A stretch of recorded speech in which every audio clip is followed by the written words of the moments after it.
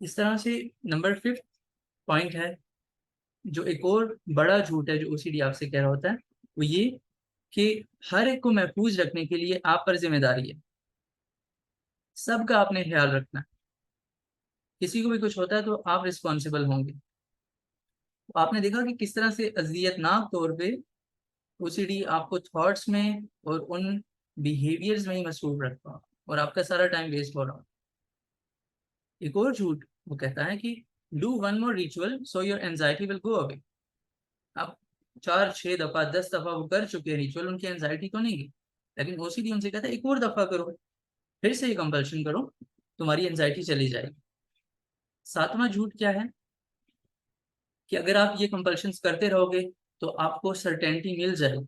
अभी तक आपको यकीन नहीं हो रहा ना कि आपके हाथ धुल चुके हैं, लेकिन अगर आप ये करते रहोगे तो आपको सर्टेनिटी का कंफर्ट मिल जाएगा, आपको सुकून मिल जाएगा, आपको यकीन मिल जाएगा। ये भी एक और झूठ है।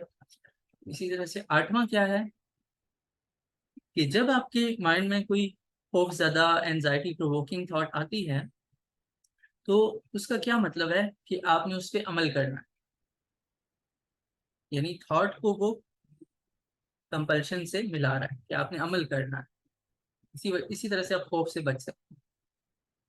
9वां झूठ ये है कि रीअश्योरेंस से आप अच्छा फील कर सकते हैं। रीअश्योरेंस के कॉन्सेप्ट को समझना बहुत जरूरी है, ये बार बार इसका जिक्र आएगा इस कोर्स में। तो रीअश्योरेंस ये कि आप बार बार उस चीज को कंफर्म कर रहे होते हैं कि ये सही है, पूछ रहे होते हैं, खुद से पूछ रहे होते हैं, दूसरों से पूछ रहे होते हैं। तो ओसीडी क्या आपसे कह रहा है कि अगर आप रीअश्योर करते रहें तो आप अच्छा महसूस करेंगे। पॉइंट नंबर 10, ओसीडी पेशेंट से कहता है कि आप मुझे कभी भी शिकस्त नहीं दे सकते। ओसीडी का जो मर्ज है, जो डिसऑर्डर है, वो क्या कह रहा है कि आप मुझे कभी शिकस्त नहीं दे सकते, और आप ऐसा ऐसा करने की कोशिश भी ना करें, अपना टाइम वेस्ट ना करें। अब आप देखें कि इतनी सारी तकलीफें वो लेकर आ रहा है और उसे वो होपलेस भी कर रहा है, कि वो शख्स समझने लग जाता है कि अब तक तो मैं ठीक नहीं हुआ, आगे भी नहीं होऊंगा, मेडिसिन से भी नहीं ठीक हुआ। हालांकि जो ओसीडी की मेडिसिन होती भी हैं वो एकदम से वर्क करना नहीं स्टार्ट कर लेती हैं, उन पे कई वीक्स लग सकते हैं कि उनका कुछ असर नजर आने लगे। तो ये वो 10 बड़े झूठ हैं जिनसे हमें ये भी पता चलता है कि ओसीडी किस तरह से मैनिफेस्ट कर रहा होता है, किस तरह से वो थॉट्स और कंपल्शंस ला रहा होता है, और ये भी समझ आती है कि कितनी अजियतनाक तकलीफ दे सूरत हाल होती है उस चीज़ के लिए। देन कुछ कुरानिक वर्सेस हो सकती हैं जो ऐसी सूरत हाल में हेल्पफुल हो सकती हैं जब उन्हें गैर यकीनी कैफियत है, उन्हें चीज़ों की समझ नहीं आ रही और उन्हें शदीद एनजाइटी भी हो रही है। जो ऐसी थॉट्स है एनजाइटी प्रोवोकिंग है, इसीलिए वो थेरेपी सीख कर रहे होते हैं। तो यहाँ पर एक दो आयात हैं जिनसे हमें पता चलता है कि जो ओसीडी आपको बता रहा है वो दुरुस्त नहीं है। ओसीडी के लास्ट पॉइंट में क्या था कि वो आपसे कहता है कि शिकस्त, आप हार जाओगे, आप मेरा मुकाबला नहीं कर सकते। जबकि अल्लाह ताला क्या फरमा रहे हैं सूरह बकरा में, ला युकल्लिफुल्लाहु नफ्सन इल्ला वुसअहा, खुदा किसी शख्स को उसकी ताकत से ज्यादा तकलीफ नहीं देता।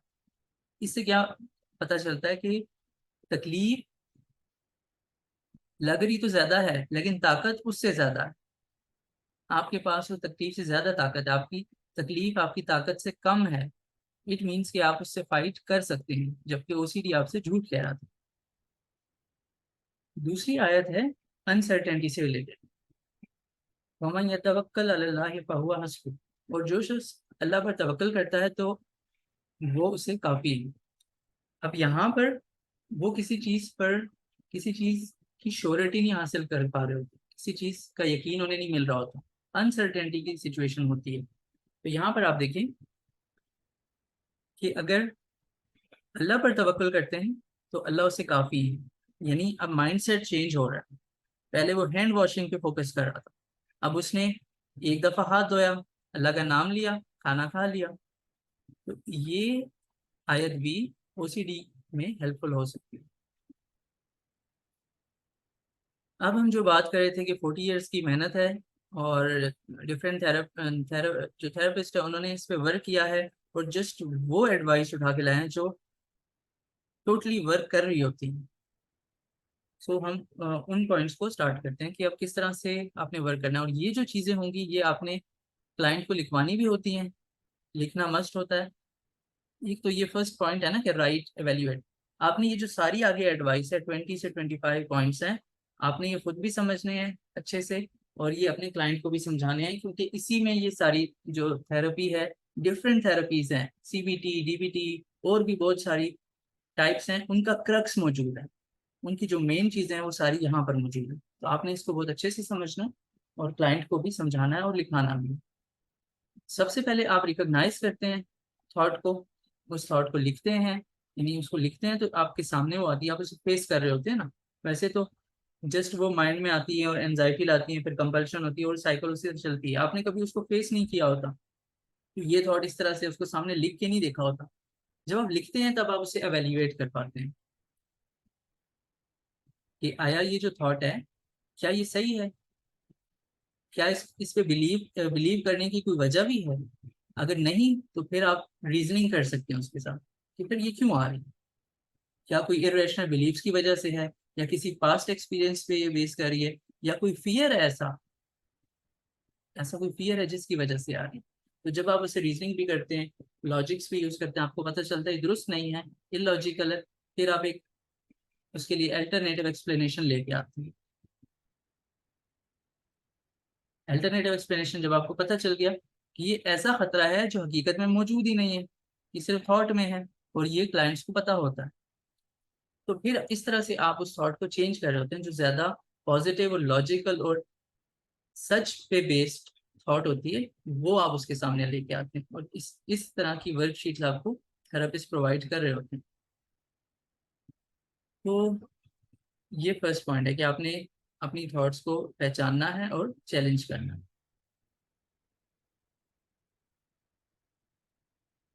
सेंस ऑफ कंट्रोल हर इंसान चाह रहा होता है, ओसीडी का भी यही प्रॉब्लम है, वो एक डिफरेंट वे में सेंस ऑफ कंट्रोल चाह रहे होते हैं। तो ये हासिल कैसे हो सकता है? माइंडफुलनेस के थ्रू। आपने फोकस पे प्रेजेंट करना है, आपके इर्द गिर्द जो इन्वायरमेंट है, जो आपकी अपनी बॉडीली सेंसेशंस हैं, आपने इन पे फोकस करना है। अक्सर जो ऑब्सेसिव थॉट्स होती हैं वो हेल्थ से रिलेटेड होती हैं, और उनका फोकस फ्यूचर पे होता है, इसीलिए वो एनजाइटी लेके आ रही होती है कि ऐसा हो जाएगा, ऐसा हो जाएगा, और वो कंपल्शन कर रहे होते हैं। तो अब जब आप प्रेजेंट में रहेंगे तो क्या होगा कि आप एक तो रिलैक्स रहेंगे, करंट सेंसेशंस पे आपका फोकस होगा, और ज़्यादा चांसेस है कि आपको वो एनजाइटी इतनी फील नहीं होगी। किस तरह से आप प्रेजेंट रह सकते हैं? अपनी ब्रीदिंग पे फोकस कर सकते हैं। अगर आप चल रहे हैं, कहीं जा रहे हैं, तो इर्द गिर्द की इन्वायरमेंट पे, अपने चलने पे फोकस कर सकते हैं।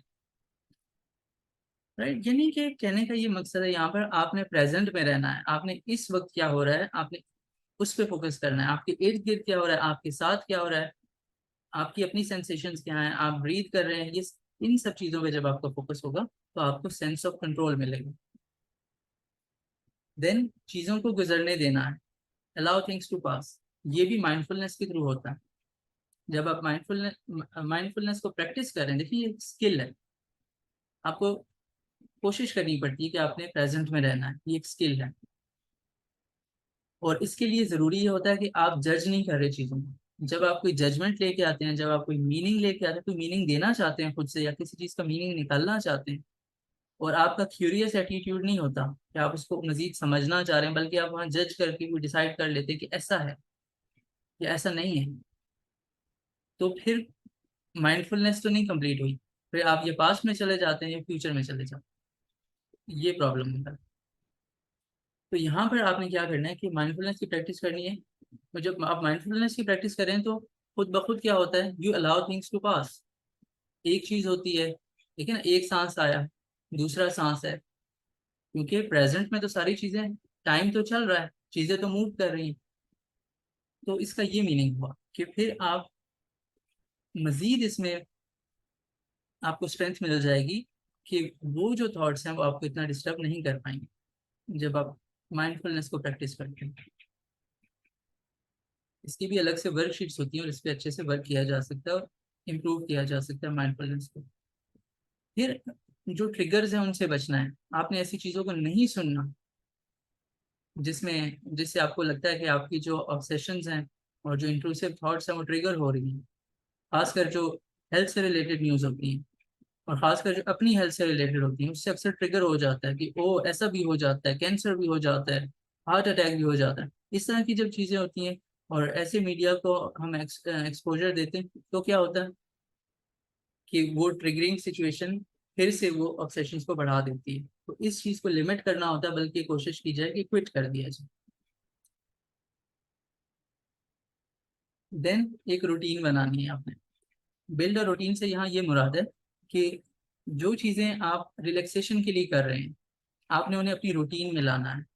ऐसा नहीं है कि थेरेपी के सेशन के दौरान एक दफ़ा हो गई, आपने डीप ब्रीदिंग कर ली है या प्रोग्रेसिव मसल रिलैक्सेशन कर दी है और फिर आपको पता ही नहीं है, उसके बाद अगेन आप उसी तरह से ऑब्सेशंस और कंपल्शंस करते जा रहे हैं। ऐसा नहीं, इसको आपने रूटीन का हिस्सा बना, आपने इसको एक स्पेसिफिक टाइम देना है। किस लिए? कि जब आपको ऑब्सेशंस आ रही होंगी तो आप पहले से तैयार रहेंगे, आपकी रूटीन में ये चीज़ शामिल होगी, तो आप उनका मुकाबला बेहतर अंदाज में करके खुद को रिलैक्स कर पाएंगे। मूव, फिजिकल एक्टिविटी बहुत इंपॉर्टेंट होती है। मेंटल हेल्थ की जितनी भी कंडीशंस हैं उसमें एक्सरसाइज, वॉकिंग, जॉगिंग, ये इस तरह की जो फिजिकल एक्टिविटीज़ हैं वो बहुत अच्छी होती हैं और ये तकरीबन तमाम थेरेपीज का हिस्सा होती हैं कि इसका जिक्र हो रहा होता है। इसके बहुत बेनिफिट्स हैं, इसके माइंड पे बेनिफिट्स हैं, माइंडफुलनेस होने के लिए इसके बेनिफिट्स हैं और ब्रेन के लिए भी बहुत से बेनिफिट्स हैं। अक्सर जो मेडिसिन होती हैं वो आपके कोई न्यूरोकेमिकल्स को इम्प्रूव कर रही होती हैं, लाइक डोपामिन, सेरोटोनिन। तो अब क्या होता है कि डायरेक्टली एक्सरसाइज खुद ही वो न्यूरोकेमिकल्स बना रही है, वो न्यूरो जो है वो ऑटोमेटिकली बन रहे होते हैं। मेडिसिन के तो साइड इफेक्ट्स भी हो सकते हैं, जबकि एक्सरसाइज के तो कोई साइड इफेक्ट्स नहीं होते हैं। तो फिजिकल एक्टिविटी की भी रूटीन बनानी है। इसके क्या बेनिफिट्स होंगे? आपकी स्ट्रेस और एंजाइटी कम होगी। अब ये वो ट्रिगर्स हो सकते हैं ना स्ट्रेस और एंजाइटी के, फिर से ऑब्सेसिव थॉट्स आ सकते हैं। तो स्ट्रेस और एंजाइटी भी इससे कम हो जाएगी, आपका मूड भी बेहतर हो जाएगा। ओसीडी में मूड मैनेजमेंट भी मुश्किल हो जाती है। और सबसे बड़ी बात ये कि आपकी नींद बेहतर हो जाएगी। जब आपकी नींद बेहतर हो जाएगी तो सिम्टम्स कम हो जाते हैं। अक्सर आप देखेंगे ओसीडी के क्लाइंट्स प्रॉपरली सो नहीं पा रहे होते हैं, उनकी नींद डिस्टर्ब होती है। Next, boundaries. बाउंड्रीज पे आपने वर्क करना है। अब यहाँ पर बाउंड्रीज से ये मुराद है कि इंट्रूसिव थॉट्स होती हैं, वो बता के तो नहीं आती, किसी भी टाइम दिन के किसी भी हिस्से में वो आ जाएंगी और आप उसी वक्त कंपल्शंस करने लग जाएंगे। तो यहाँ पर कोई बाउंड्रीज ना रहेंगी। ऐसा होगा ना कि कोई बाउंड्रीज ना रहेंगी। अब आपने क्या करना है कि वरी टाइम एक बना लेना है। वरी टाइम से क्या मुराद है कि थॉट्स तो आती हैं, लेकिन आपने एक ऐसा टाइम रख लेना है, चाहे वो सुबह का आप 1 घंटा रख लेते हैं या जिस टाइम आप फ्री हैं रात का रख लेते हैं। आपने वो वरी टाइम बनाना है कि बाकी दिन आप अपनी एक्टिविटीज करते रहे और उस वक्त आप उस परेशानी, उन ऑब्सेशंस को आने दे रहे हैं कि ठीक है अब आपने उनको फेस करना है। तो ये हो गया आपका वरी टाइम। और आपने बाउंड्रीज बना ली कि वरी को भी आपने एक टाइम देना है। सारा दिन ये नहीं है कि आप वही आपको परेशान करती रहे।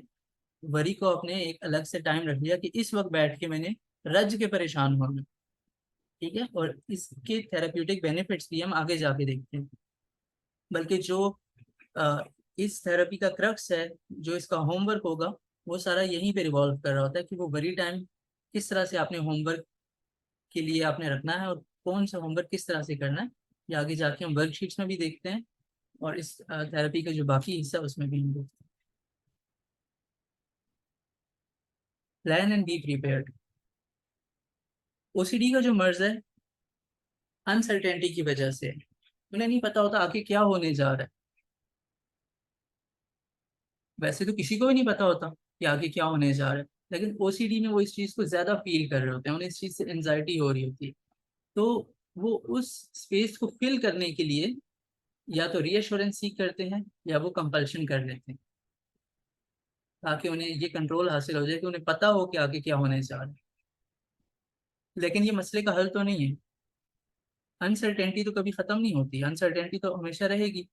तो क्या करना चाहिए कि हमेशा अनएक्सपेक्टेड को एक्सपेक्ट करें, इस चीज को कबूल कर लें कि अनसर्टेनिटीज हमेशा रहेंगी।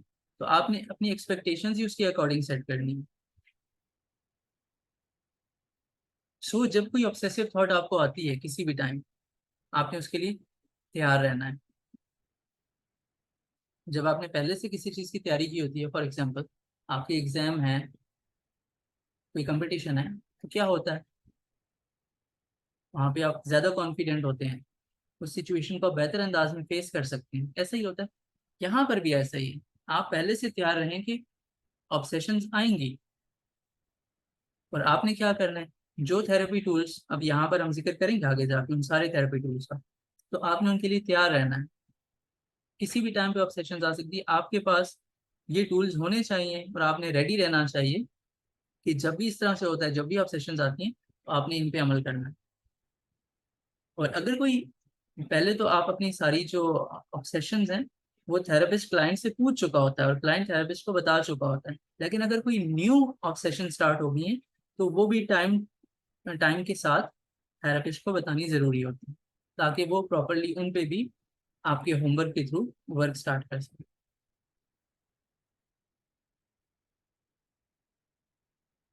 ओसीडी में सबसे बड़ा खतरा किसको समझा जा रहा होता है, जर्म्स, हार्म, यही हमने टाइप से किया है ना।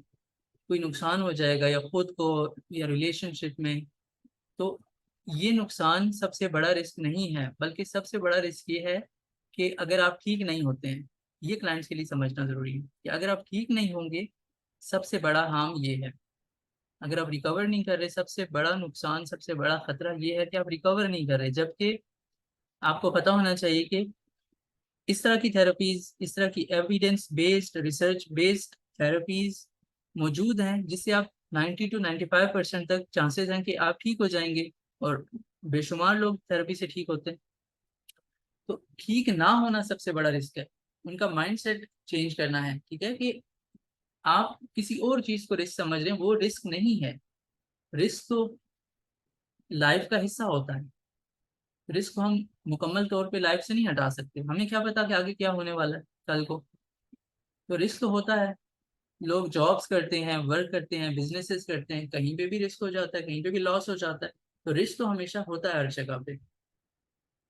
लेकिन असल रिस्क ये है कि आप अपने डिसऑर्डर को ना समझें और उसके लिए ठीक होने की कोशिश ना करें। रिकवर ना होना सबसे बड़ा रिस्क है।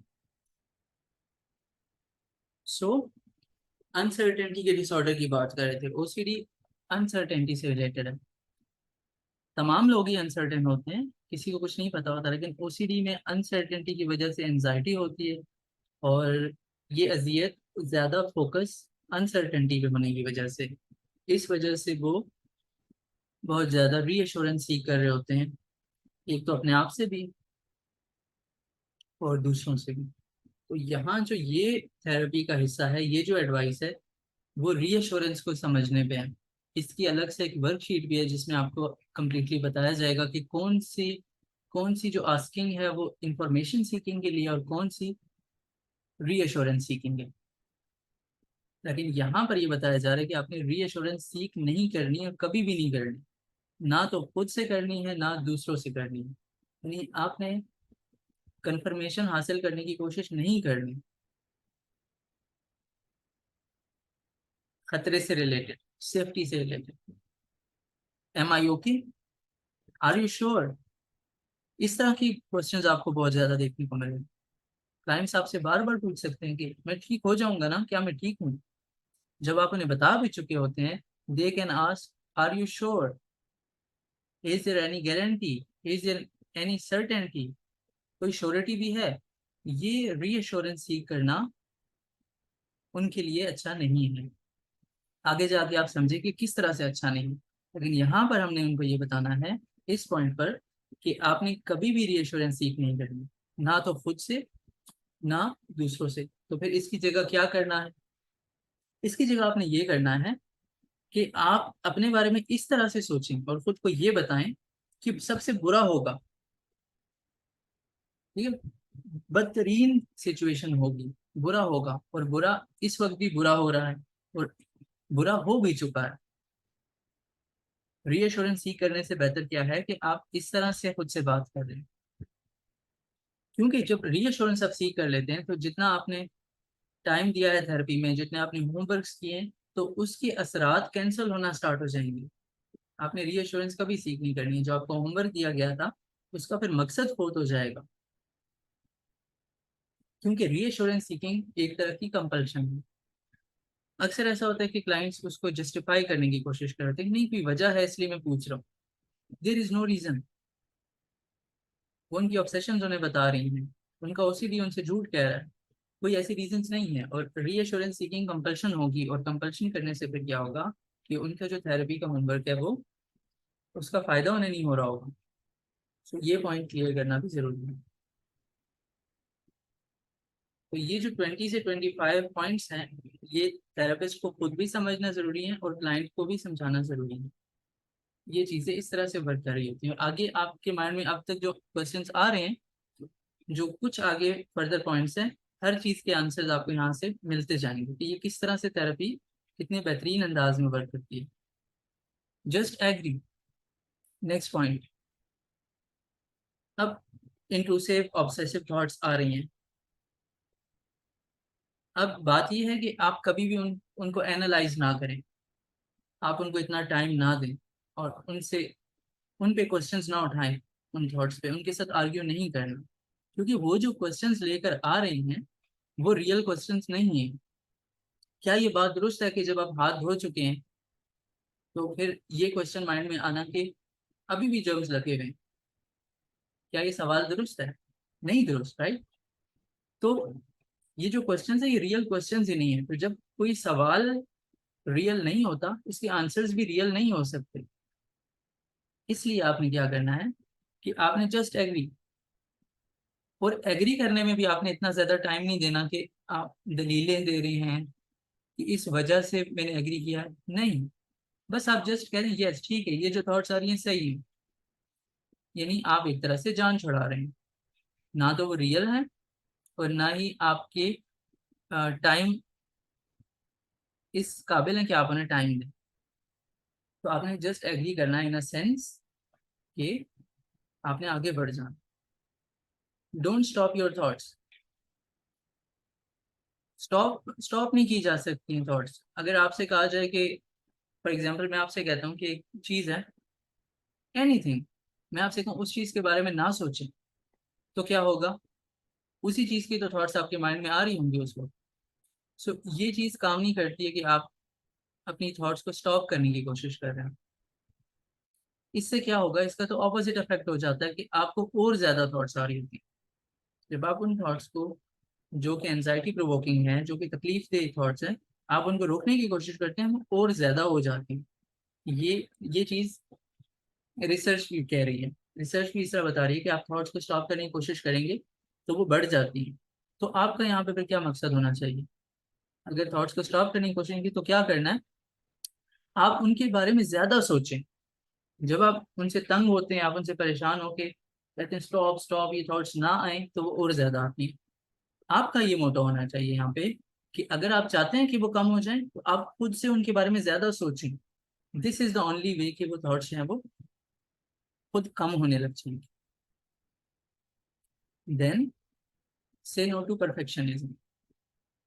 Black and white thinking, all or nothing thinking, इसको समझना जरूरी है। सिर्फ अल्लाह ताला की जात 100% हो सकती है। तो परफेक्शनिज्म इंसानों में तो नहीं हो सकती, लेकिन यहाँ पर वो चाह रहे होते हैं परफेक्शनिज्म। अगर आप इस डिसऑर्डर की मैनिफेस्टेशन देखेंगे, तो अगर उनको ऐसा हो ना फील के 99.9% जर्म्स जो है वो हाथ से धुल गए, तो 0.1% भी अगर है, तो वो उसको भी उतारना चाह रहे हैं। यानी माइंडसेट उनका परफेक्शनिज्म वाला है। तो इस सेंस में उन्हें ये चीज जानना बहुत जरूरी है कि परफेक्शनिज्म कहीं पर नहीं है, इसका कॉन्सेप्ट नहीं है, और परफेक्शनिज्म की थॉट्स को आपने नो कहना है। अब इस चीज को आप रिलेट कर सकते हैं होमवर्क से भी, क्योंकि उनका तो थेरेपी में आने का मकसद ठीक होना है, और ठीक वो किस तरह से हो रहे हैं, होमवर्क के थ्रू। अब होमवर्क एक बहुत इंपॉर्टेंट चीज़ है, इसी से रिलेटेड आज हम वर्कशीट्स भी देखने जा रहे हैं। तो अब अगर ऐसा होता है उन क्लाइंट से, क्योंकि वो परफेक्शनिस्ट होते हैं, अगर उनकी होमवर्क में कोई मिस्टेक्स हो जाती हैं तो वो समझते हैं कि सारी थेरेपी खराब हो गई है, अब कुछ भी काम नहीं करेगा, और अक्सर वो मायूस होकर थेरेपी छोड़ भी सकते हैं। या वो खुद को बहुत ज्यादा, हमने बात की थी, गिल्ट एक बहुत इंपॉर्टेंट इमोशन होता है, वो गिल्ट में चले जाएंगे कि ये मुझसे क्या हो गया, तो वो इस तरह से सोच सोच के खुद को मजीद सजा देने लग जाएंगे। तो ये उन्हें बताना जरूरी है कि मिस्टेक्स का थेरेपी में होना नॉर्मल सी चीज है। अक्सर लोग तो फर्स्ट टाइम ही थेरेपी सीख कर रहे होते हैं, तो मिस्टेक्स हो सकती हैं। इस चीज की एक्सेप्टेंस उनमें लानी है कि मिस्टेक्स हो सकती है और होंगी, क्योंकि उसी से तो आप सीखेंगे। अगर मिस्टेक्स नहीं होंगे फिर कैसे सीखेंगे, न्यू स्किल्स कैसे सीखी जाएंगी। एक तो ये पॉइंट इंपॉर्टेंट है हमको समझो। दूसरा ये होता है कि जो एक लैप्स है, एक दफा कोई चीज छूट गई है, it doesn't mean a relapse. कहीं वो ये ना समझे कि एक दफा एक चीज मुझसे मिस हो गई है तो अब फिर से मेरा ओसीडी फिर से स्टार्ट हो जाएगा। इतने दिन मैंने मेहनत की है, 2 वीक्स या 4 वीक्स मैंने इतने होमवर्क किए हैं, लेकिन अब मुझसे ये चीज़ मिस हो गई है। तो उन्हें ऐसी फीलिंग आ सकती है, क्योंकि वो परफेक्शनिस्ट है, उन्हें फील हो सकता है कि अब फिर से मेरा ओसीडी स्टार्ट हो जाएगा, ये मुझसे क्या हो गया। तो आपने पहले से उन्हें प्रिपेयर करना है इस थॉट के साथ कि a lapse is not a relapse. एक दफा कोई चीज़ मिस हो गई है, दो दो चार दफा मिस हो गई है, तो उसको रूटीन का हिस्सा नहीं बना लेना आपने। अपना जो आगे का डेली का वर्क है उसको आपने कंटिन्यू करना।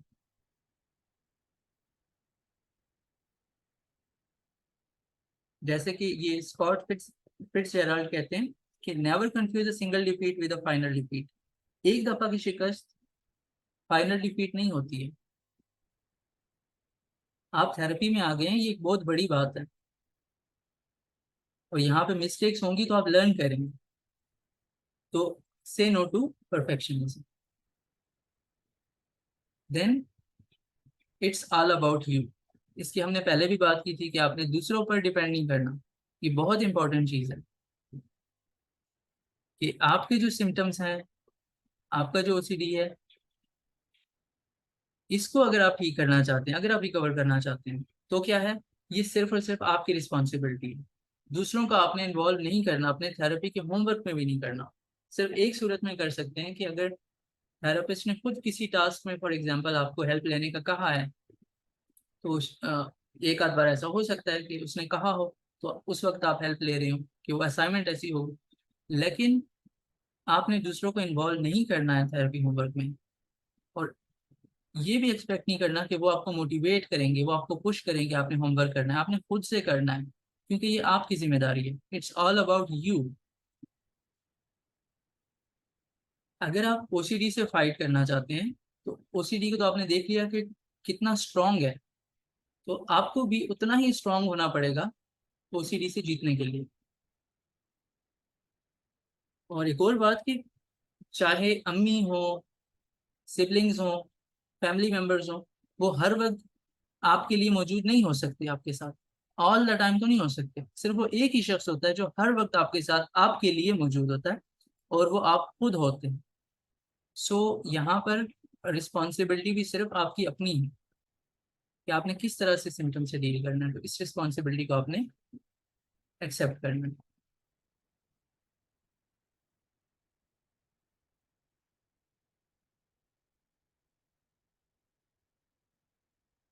Sorry, what's the purpose of recording. ये तो लाइव सेशन हो रहा है ना।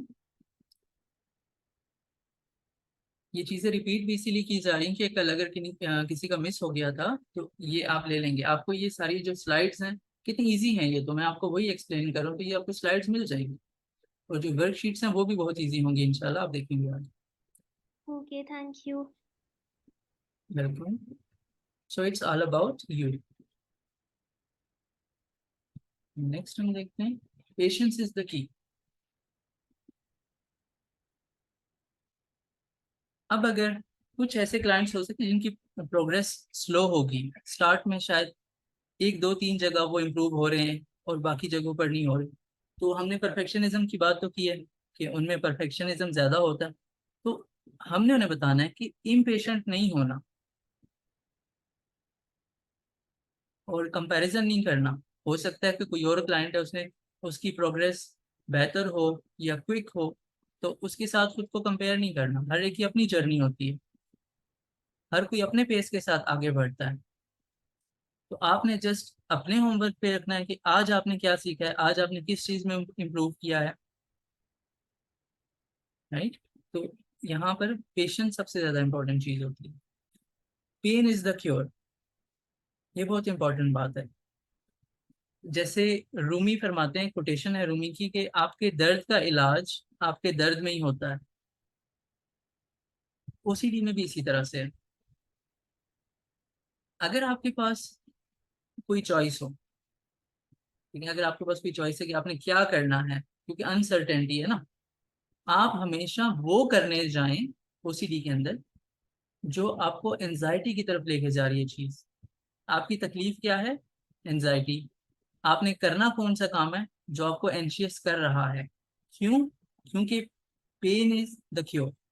दर्द का इलाज भी दर्द है, तो एंजाइटी का इलाज भी यहाँ पर एंजाइटी है। और ये जस्ट एक कोटेशन या बात पर ही नहीं है, ये साइंटिफिक चीज है। आगे जाके आप इसके प्रूफ्स भी देखेंगे। तो आपने कभी एंजाइटी से दूर नहीं होना, बल्कि उसको फेस करना है और एंजाइटी की तरफ जाना है, बल्कि खुद। और जो होमवर्क हैं सारे वो भी इसी से रिलेटेड होंगे, आप देखेंगे। क्योंकि फियर को अगर आप ओवरकम करना चाहते हैं, इसका एक ही तरीका है। जब भी एंजाइटी डिसऑर्डर्स की बात आती है, ऑब्सेशन एंड कंपल्शन से रिलेटेड डिसऑर्डर्स की बात आती है, उसमें फियर होता है। और फियर को अगर आप ओवरकम करना चाहते हैं, तो एक ही तरीका है कि आप उसको फेस करेंगे। पहले तो ये बात तय हो चुकी है कि थॉट्स इंट्रूसिव होती है, अनवांटेड होती हैं, हम उन्हें रोक नहीं सकते, ना ही हम उनसे भाग सकते हैं। तो एक ही हमारे पास चॉइस रह गई कि हम उन्हें फेस कर सकते हैं।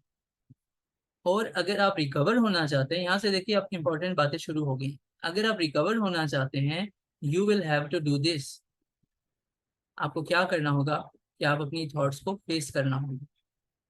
वही एंजाइटी प्रोवोक कर रही है ना, तो आपको अपनी एंजाइटी को फेस करना होगा। इससे क्या मतलब है कि आपने उन ऑब्सेसिव थॉट्स को फेस करना होगा। Out of comfort zone.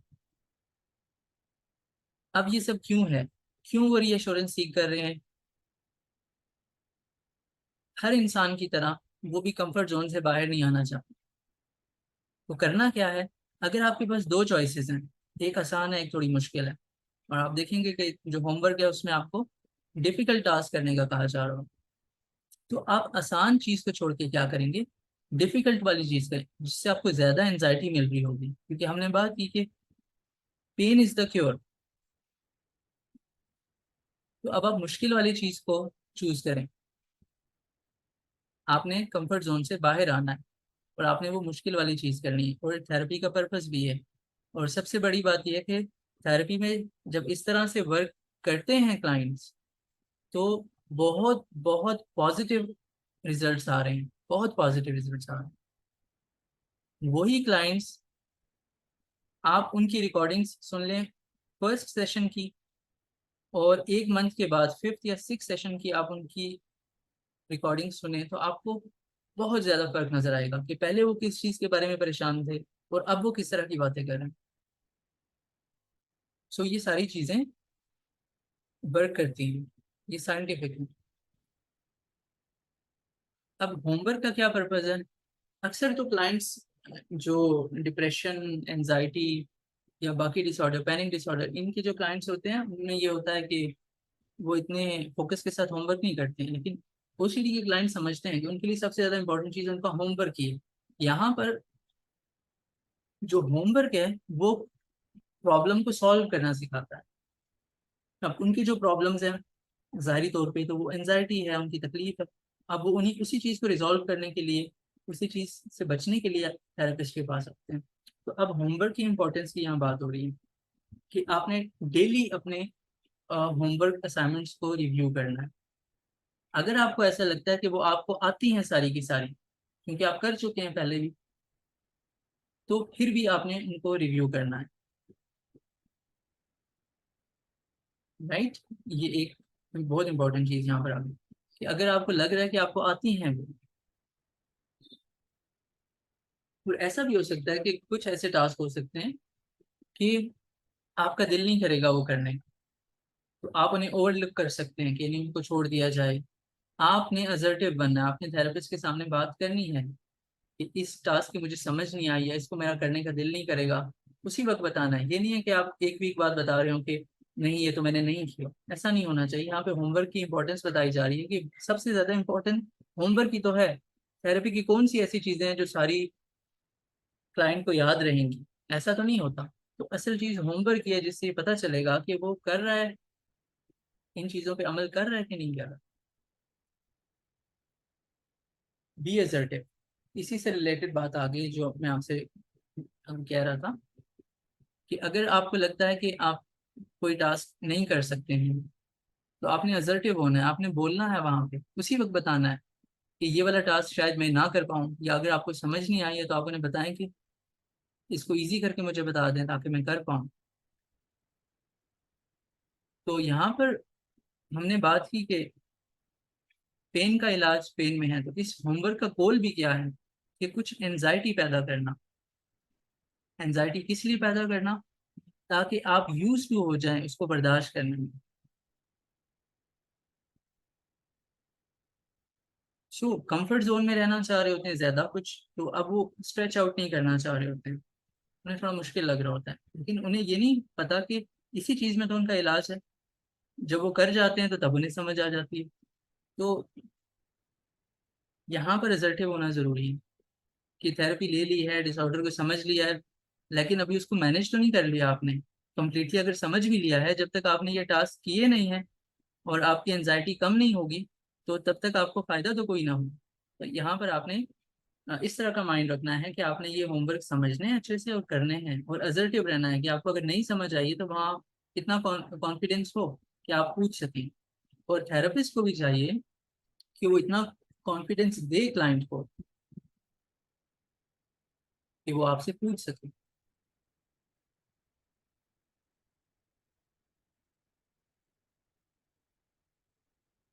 अक्सर ऐसा होता है कि एक परफेक्ट मोमेंट की तलाश होती है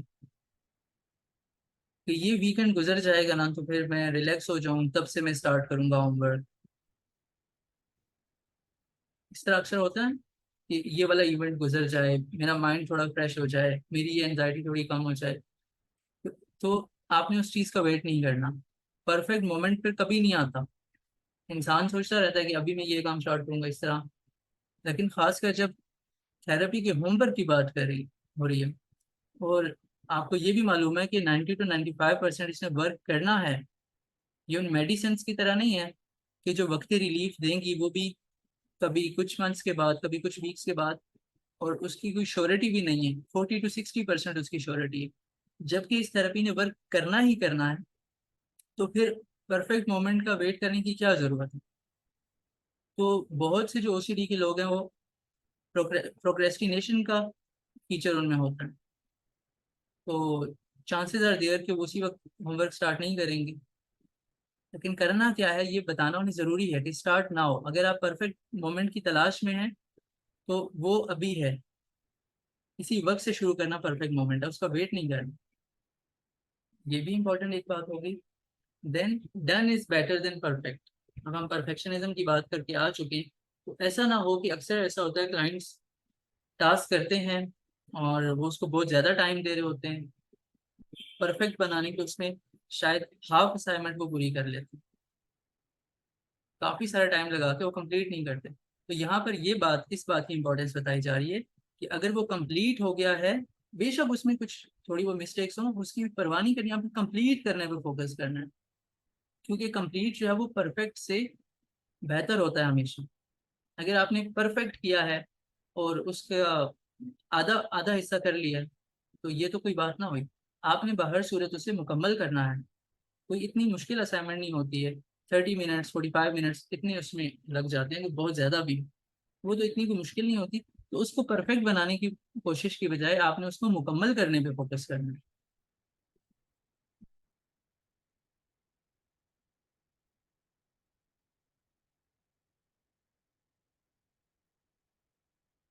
then reading.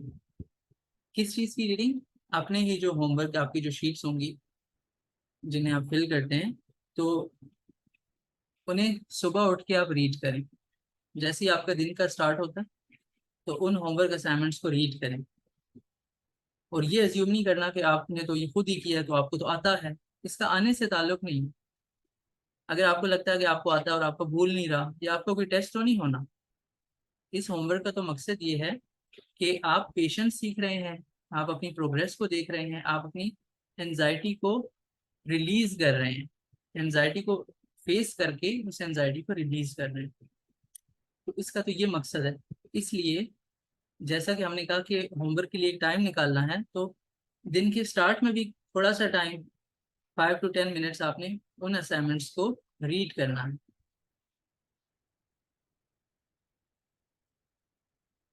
Challenge all compulsions. अब बहुत इंपॉर्टेंट बात आ गई है। ऑब्सेशंस की तो हमें बात आ गई, वो हमारे कंट्रोल में नहीं होती है। तो कंपल्शंस का क्या करना है, खासकर होमवर्क में। जो होमवर्क आपको दिया जा रहा है उसकी जो ड्यूरेशन है, उसके दौरान आपने क्या करना है, जब आप असाइनमेंट्स कर रहे हैं तो आपने रीअश्योरेंस सीख नहीं करनी। अगर आप करते हैं तो पिछले दिनों का जितना आप मेहनत कर चुके हैं उस पर पानी फिर जाएगा, फिर कोई फायदा नहीं होगा। अच्छा, रीअश्योरेंस मुख्तलिफ अंदाज में लोग सीख कर रहे होते हैं। रीअश्योरेंस ये नहीं है कि जस्ट क्वेश्चनिंग होगी। रीअश्योरेंस हमने पढ़ा कि खुद से भी हो सकती है, अपने साथ बातें करके भी खुद को तसल्लियां दे रहे होते हैं, कभी हाँ कभी ना। तो इस तरह की रीअश्योरेंस सीख नहीं करनी, बल्कि आपने होमवर्क करना है, उस पर फोकस होना चाहिए। अब क्लाइंट्स ओसीडी के खुद से इस तरह से बात कर सकते हैं। मिसाल के तौर पर वो खुद से कहते हैं कि ये तो जस्ट होमवर्क ही है, थेरेपिस्ट ने मुझे होमवर्क दे दिया है और इससे क्या फर्क पड़ जाएगा, ये तो रियल नहीं है, लिखना ही है ना, क्या हो गया, लिखने से क्या हो जाता है। तो शायद वो इस तरह से खुद को रीअश्योर कर रहे हैं कि ये थेरेपी दुरुस्त नहीं है, क्योंकि वहम का मर्ज है ना ओसीडी, उन्हें वहम हो सकता है। इसी तरह से या ये आ सकता है माइंड में कि मुझे थेरेपिस्ट ने ये कह दिया है होमवर्क करने, इसलिए मैं कर रहा हूँ, अगर इससे कुछ बुरा हो जाए तो मैं इसका रिस्पॉन्सिबल नहीं हूँ। ठीक है, ये तो नेगेटिव हो गई। पॉजिटिव रीअश्योरेंस भी हो सकती है कि मुझे थेरेपिस्ट ने कहा है इस तरह से होमवर्क करने का, तो इसका कोई फायदा ही होगा क्योंकि वो मुझसे ज्यादा जानता है। इन चीजों में पढ़ने की बजाय होमवर्क पे फोकस करना है। तो ये सारी रीअश्योरेंस की जो टाइप्स हैं, ये कंपल्शंस होंगी, और कंपल्शंस को तो चैलेंज करना है, होमवर्क का तो मकसद ही है। तो आपने अपने होमवर्क पे फोकस करना है, इस तरह की थॉट्स को टाइम नहीं देना। यानी ये एक तरह से मेंटल एक्ट्स हैं जो कि कंपल्शन है। Anxiety is good. अब ओसीडी में एंजाइटी अच्छी होती है। हम बात कर चुके हैं कि फियर तभी खत्म होगा जब फियर को फेस किया जाएगा, तो इस सेंस में एंजाइटी तो अच्छी हुई। तो आपने क्या करना है, अपने जो होमवर्क है उन्हें फुल अटेंशन से करना है। ठीक है ना, जब जिस चीज से आपको एंजाइटी मिल रही है और आपको पता भी है कि आपकी एंजाइटी आपका क्योर बनेगी, और आप उसे अटेंशन के साथ नहीं करे, तो इसका मतलब आपको इतनी एंजाइटी नहीं मिलेगी, लेस एंजाइटी मिलेगी। या आप खुद अटेंशन नहीं देते कि आपको कम एंजाइटी फील हो, आप कंफर्ट सीख कर रहे हैं, तो क्या होगा, होमवर्क का फिर फायदा ही नहीं होगा, क्योंकि उसका तो मकसद ही ये है, वो आपको कुछ एंजाइटी देने के लिए होमवर्क है। तो आपने उसे फुल अटेंशन से करना है, ताकि उससे जो मकसद है उसका कि आपको एंजाइटी मिले, आप उस टाइम में होमवर्क की ड्यूरेशन में एंजाइटी को फेस करें, तो फिर वो पूरा नहीं होगा। इसलिए आपने होमवर्क फुल अटेंशन के साथ करना है। अभी हम देखेंगे वर्कशीट्स, उसमें बिल्कुल इजी होता है, कोई इतना मुश्किल नहीं है, ना ही कोई समझने में मुश्किल है, ना ही करने में मुश्किल है। और ऐसा भी नहीं है कि आप कोई साथ म्यूजिक सुन रहे हैं और साथ कोई मूवी देख रहे हैं। डिस्ट्रैक्टिंग एक्टिविटीज के साथ आपने होमवर्क नहीं करना, क्योंकि हमने बात की कि वो तो उनकी आदत इस तरह से बन सकती है कि वो कम एनजाइटी चाह रहे होते हैं, इसीलिए तो वो कंपल्शन कर रहे होते हैं। तो शायद वो होमवर्क भी उसी तरह से कर रहे हैं और फिर बाद में कहें कि हमें तो रिजल्ट्स नहीं मिल रहे। तो इस तरह से नहीं करना, उन्हें ये समझना चाहिए कि एनजाइटी गुड है, एनजाइटी को फेस करना है, इसी से एनजाइटी कम होगी। देखिए, ये थेरेपी इस तरह से वर्क करती है कि आपका मसला है फियर, और आप फियर के लिए टॉलरेंस बिल्ड कर रहे हैं। देखिए ना क्या होता है, आप फर्स्ट टाइम कोई एक्सरसाइज करते हैं, वेट लिफ्टिंग करते हैं, जिम करते हैं, क्या होता है, आपके मसल्स में पेन होता है। फर्स्ट टाइम करने से पेन होता है, लेकिन अगेन आप उसे करते हैं, आप पूरा वीक करते हैं, फिर क्या होता है, फिर वो पेन नहीं होता। आपने क्या किया, आपने टॉलरेंस बिल्ड कर लिए, कि इतनी हिम्मत आपने पैदा कर ली है कि अब आपको वो पेन हो नहीं रहा। इसी तरह से यहाँ पर भी है कि जब आप डेली होमवर्क करेंगे, एनजाइटी को फेस करेंगे, तो एनजाइटी तो आपके लिए अच्छी है, उससे वो एनजाइटी आपको फेस ही नहीं होगी, उससे वो एनजाइटी आपको फील ही नहीं होगी। और जब वो एनजाइटी फील नहीं होगी तो ऑब्वियसली ओसीडी खत्म हो जाएगा, यानी उसके सिम्टम्स तो बाजार नजर नहीं आएंगे। एनजाइटी की वजह से वो कंपल्शंस कर रहे थे और उनका टाइम वेस्ट हो रहा था और उन्हें प्रॉब्लम, जब एनजाइटी की इंटेंसिटी ही कम हो गई है एनजाइटी को फेस करने के बाद, क्योंकि टॉलरेंस बिल्ड हो गई है, इस बात की समझ आ गई नहीं, ये बहुत इंपॉर्टेंट पॉइंट है। ये थेरेपी किस तरह से वर्क करती है, किस तरह से ये एविडेंस बेस्ड है। सो चैलेंज इज अपॉर्चुनिटी। अब ये होमवर्क आपको मिल रहे हैं, चैलेंजिंग असाइनमेंट्स हैं, वहां पे लग रहा है कि एनजाइटी प्रोवोकिंग है, और आप तो एनजाइटी से घबराते हैं, आप तो कंपल्शन करके उसको कम करने की कोशिश करते हैं। कभी कंपल्शन से एनजाइटी कम हुई है? नहीं, उससे तो साइकिल चल पड़ता है और वो जारी रहती है काफी टाइम तक। तो फिर क्या करना है, इस चैलेंज को अपनी अपॉर्चुनिटी समझना है। ये जो आपको चैलेंजिंग असाइनमेंट आपको थेरेपिस्ट की तरफ से दी जा रही है, इसको आपने पॉजिटिवली देखना है, इस चैलेंज में अपॉर्चुनिटी को तलाश करना है। और सिर्फ ऐसा नहीं है, आप आप रीड कर सकते हैं, आप पढ़ सकते हैं, आप रिसर्च कर सकते हैं कि ये कितनी सक्सेसफुल है। तो इन चीज़ों को आपने एक अपॉर्चुनिटी के तौर पर देखना है इन होमवर्क टास्क। और अपने आप से आप इस तरह बात कर सकते हैं कि ये मुझे होमवर्क मिल गया इस वीक, तो इसको मैंने डेली करना है, ये मेरे लिए एक चांस है, एक अपॉर्चुनिटी है कि मैं इसको प्रैक्टिस करके ज़्यादा स्ट्रांग हो पाऊंगा। और ये बात बहुत इंपॉर्टेंट है कि ओसीडी जितना स्ट्रांग है, आपको भी उतना ही स्ट्रांग होना पड़ेगा ना, ताकि आप उसको डिफीट कर सकें। Then the goal. अब यहाँ तक आप ये सारी चीज़ें देख चुके हैं, तो आपको समझ आ गई होगी कि इन सारे स्टेप्स का जो अब तक हम देखते हैं, इनका अब गोल क्या है, जो होमवर्क दिया जा रहा है उसका क्या मेन मकसद है। इस थेरेपी होमवर्क का ये मकसद है कि आप ज्यादा से ज्यादा एंजाइटी को फील करें, आपको शदीद एंजाइटी फील होनी चाहिए। इन इन होमवर्क का ये मकसद है। तो आप इस होमवर्क को इस टास्क को टाइम दें, और आप देखें कि आपके लिए कितनी हेल्पफुल होगी आगे जाके। स्टार्ट में हो सकता है कि क्वेश्चंस करें आपसे, तो मुझे तो बहुत एंजाइटी फील होती है, लेकिन कुछ सेशंस के बाद वो आपको बताएंगे कि अब इतनी एंजाइटी फील नहीं होती। तो यहाँ पर गोल क्या है कि एक मॉडरेट लेवल ऑफ एंजाइटी को प्रोड्यूस करना, और फिर उस एंजाइटी के साथ रहना है। जो ड्यूरेशन है उस होमवर्क की, थेरेपिस्ट आपको बताते हैं 30 मिनट्स, 45 मिनट्स, टाइम फ्लक्चुएट भी कर सकता है।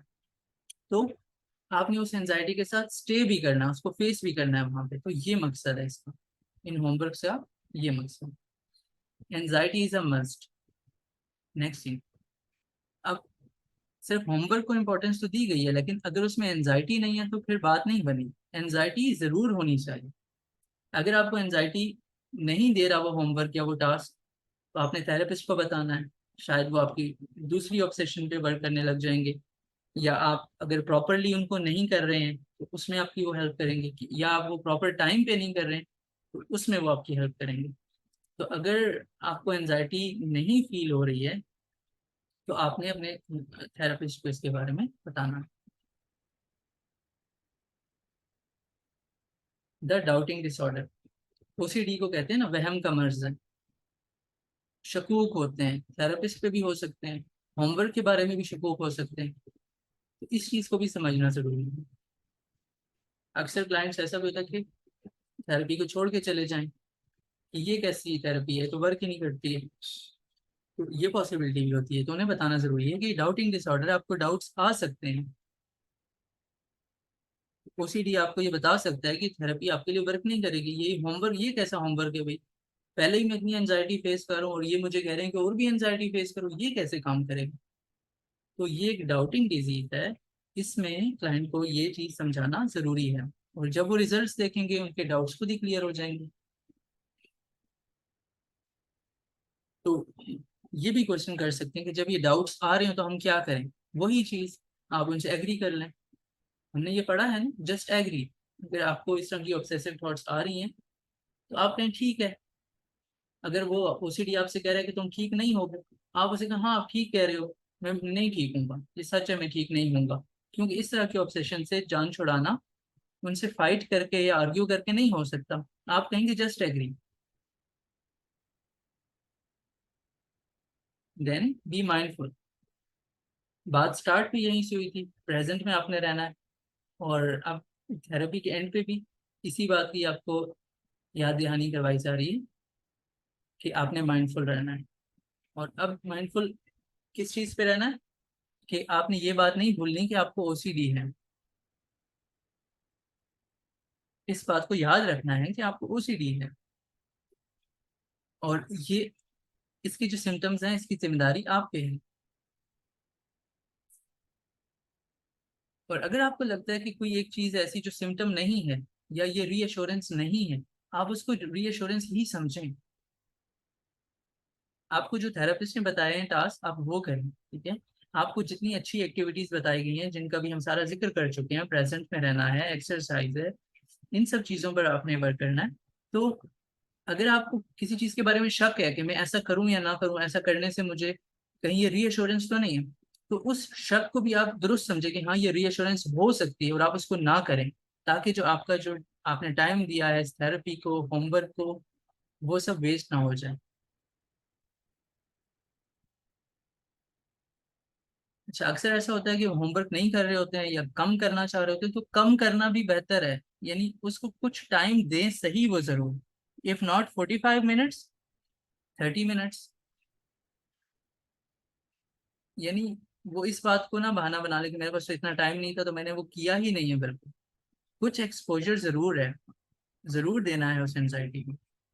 इस चीज के लिए माइंडफुल रहना है कि आपने डेली ये टास्क करने हैं, और आपको ओसीडी है, इस बात के लिए यहाँ पर आपने माइंडफुल रहना है।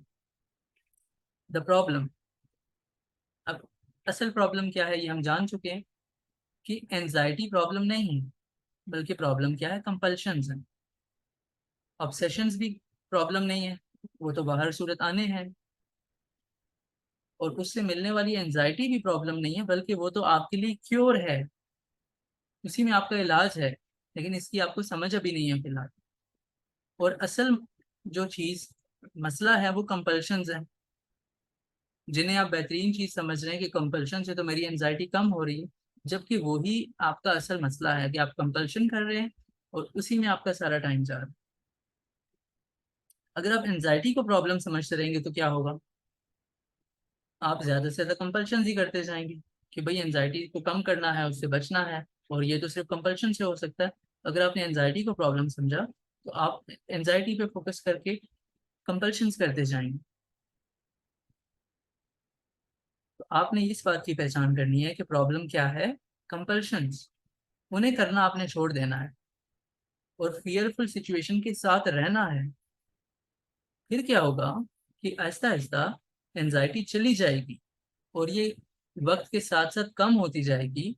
क्योंकि ये ना तो सिर्फ साइंस कह रही है, बल्कि आपका माइंड भी लॉजिकली इस चीज को मान जाएगा ना, कि आप टॉलरेंस जब बिल्ड करते हैं किसी चीज के लिए तो आगे वो आपको इतनी फील नहीं होती। Then stay motivated. अब जब आप कुछ वीक्स थेरेपी ले चुके होते हैं, या अगर आप थेरेपिस्ट आपके क्लाइंट्स थेरेपी ले चुके हैं, आपने उनको मोटिवेटेड रखना है।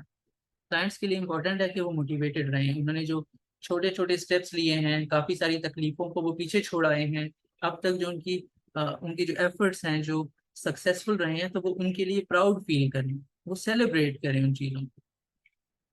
तो इससे भी उन्हें और ज़्यादा मोटिवेशन मिलेगी कि आगे भी उन्होंने इस चीज़ को जारी रखना है। अपने जो स्टार्टिंग असाइनमेंट थी उनको देखें कि उस टाइम पे वो कहाँ पे थे, कितनी तकलीफ के सिचुएशन में थे, और अब की सूरत हाल को जब वो देखेंगे तो उन्हें वाकई एक बहुत फासला तय किया हुआ नजर आएगा कि वो कहाँ पर थे और वो कहाँ तक आ चुके हैं। बहुत सारे उनके पास पॉजिटिव पॉइंट्स होंगे। तो उनको वो सेलिब्रेट करें, उनके लिए प्राउड होना बनता है। तो इस तरह से भी वो मोटिवेटेड रह सकते हैं। मोटिवेशन बहुत इंपॉर्टेंट होती है ताकि वो कंटिन्यू कर सके इन होमवर्क्स को और इस ट्रीटमेंट को कंटिन्यू कर सके। जो थेरेप्यूटिक एडवाइस हमने स्टार्ट की थी, जो हमने कहा था कि 20 to 25 पॉइंट्स हैं जो आपने खुद पहले समझने हैं अच्छे से, और ये फिर आपने क्लाइंट को लिखवाने हैं कि उन्हें याद रहे ना। सिर्फ समझाने से तो उन्हें ये सारी बातें याद नहीं रहनी। तो ये 25 पॉइंट्स ऐसे हैं जो आप शॉर्टली उन्हें कुछ कुछ सेंटेंसेस में आप उन्हें स्टार्ट में कुछ पॉइंट्स लिखवा सकते हैं इन द फर्स्ट सेशन।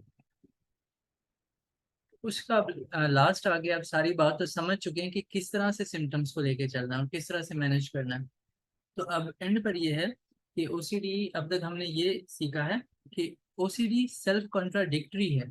अगर आपने थोड़ी सी तवज्जो की होगी इन सारे पॉइंट्स पे, तो हमें क्या नजर आया है कि बड़ी पैराडॉक्सिकल सी सिचुएशन है और इसकी समझ ही नहीं आती। इसकी समझ ही नहीं आती आसानी से। क्लाइंट को कैसे समझ आएगी जब तक वो ये सारे पॉइंट्स जो कि काफ़ी रिसर्च और काफ़ी वर्क के बाद थेरेपिस्ट ने निकाले हैं कि किस तरह से इसको समझा जा सकता है, किस तरह से मैनेज किया जा सकता है। ये तो बड़ी सेल्फ कॉन्ट्राडिक्टरी चीज़ है। कैसे सेल्फ कॉन्ट्राडिक्टरी है कि जो चीज़ें आपको इसमें लग रहा होता है कि आपको फ़ायदा देंगी, तो वो आपको मज़ीद ख़राब कर रही होती है।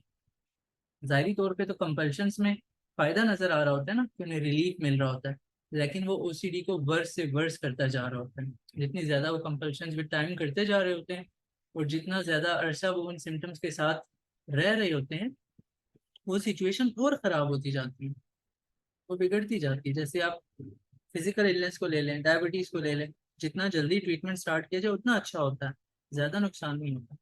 इसी तरह से ओसीडी का भी है। तो जिन चीज़ों को आप अपने लिए अच्छा समझ रहे हैं वो आपको खराब कर रही होती है, और एनजाइटी को आप बुरा समझ रहे होते हैं, एनजाइटी को आप बुरा समझ रहे हैं, वही आपके लिए बेहतर होती है। सो इस तरह से ओसीडी एक पैराडॉक्सिकल और सेल्फ कंट्राडिक्टरी चीज़ है। यहाँ पर ये सारी चीज़ें समझने के बाद अब हम देखते हैं कि कुछ एक्सपर्ट्स जो हैं वो क्या कहते हैं ओसीडी के ट्रीटमेंट के बारे में। क्योंकि हमारा जो थेरेपी कोर्स था, तो इसकी थेरेपी और ट्रीटमेंट के बारे में दुनिया भर के कुछ एक्सपर्ट्स हैं जिनकी हमने कोटेशंस यहाँ पर कलेक्ट की हैं। सबसे पहले तो कुरान से कोटेशन है कि अल्लाह ताला क्या फरमाते हैं इस तरह की जो एनजाइटी प्रोवोकिंग थॉट्स होती हैं या कंपल्शंस जिनकी वजह से होती हैं।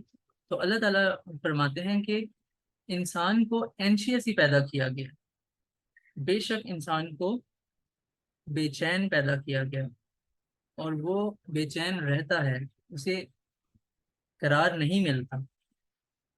तो ये एक सिचुएशन ऐसी है जो हर इंसान पे होती है और ओसीडी में ये जरा ज्यादा फील हो रही होती है। तो वो बेचैन रहता ही है, उसके लिए अनसर्टेनिटी रहती ही है। तो ऐसी सिचुएशन में फिर जो अभी हमने थेरेपेटिक एडवाइस देखी है ये हेल्पफुल हो सकती है।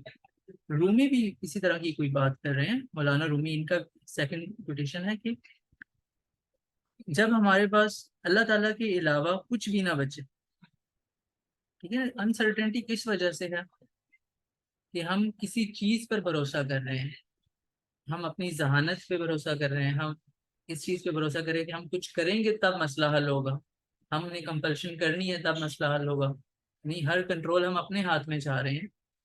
तो अगर आपको ऐसा फील हो जाए ना कि आपके पास कुछ भी नहीं बचा, सिर्फ अल्लाह ताला बच गई, तो तब हमें मालूम होगा कि अल्लाह ही काफ़ी है। इस तरह की एक आयत भी हमने देखी थी स्टार्ट में।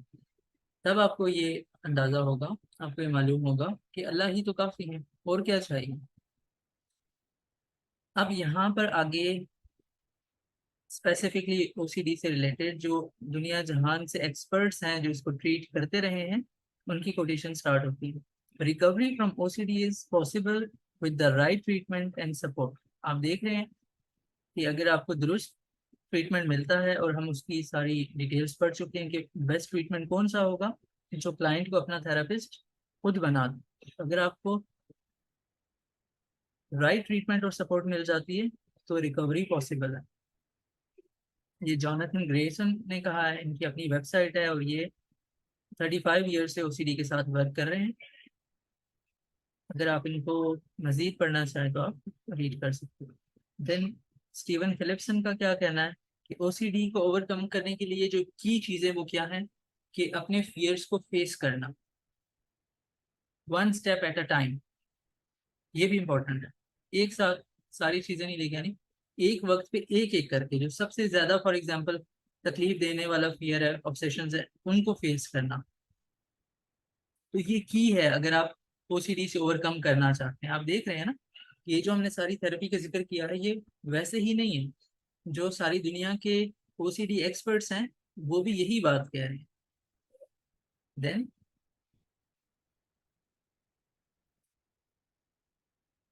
रीड विल्सन के अकॉर्डिंग ओसीडी का जो ट्रीटमेंट है उसमें क्या है कि अनसर्टेनिटी को कन्फ्रंट करना है, उसका सामना करना है, गैर यकीनी सूरत हाल, जो चीज़ें अनएक्सपेक्टेड हैं उनको कन्फ्रंट करना है और उन्हें एम्ब्रेस करना है, कबूल करना है। अगर आप डिस्कम्फर्ट को, तकलीफ को एम्ब्रेस करेंगे तभी आपको फ्रीडम मिलेगी। इनके अकॉर्डिंग भी तकरीबन वही बात।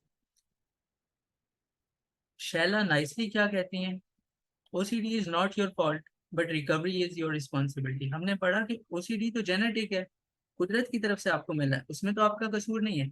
लेकिन अगर आप रिकवर होने की कोशिश नहीं करते, मेहनत नहीं करते हैं, वर्क नहीं करते हैं, तो फिर आप ही जिम्मेदारी आयद होगी। तो रिकवरी सिर्फ और सिर्फ आपकी जिम्मेदारी है।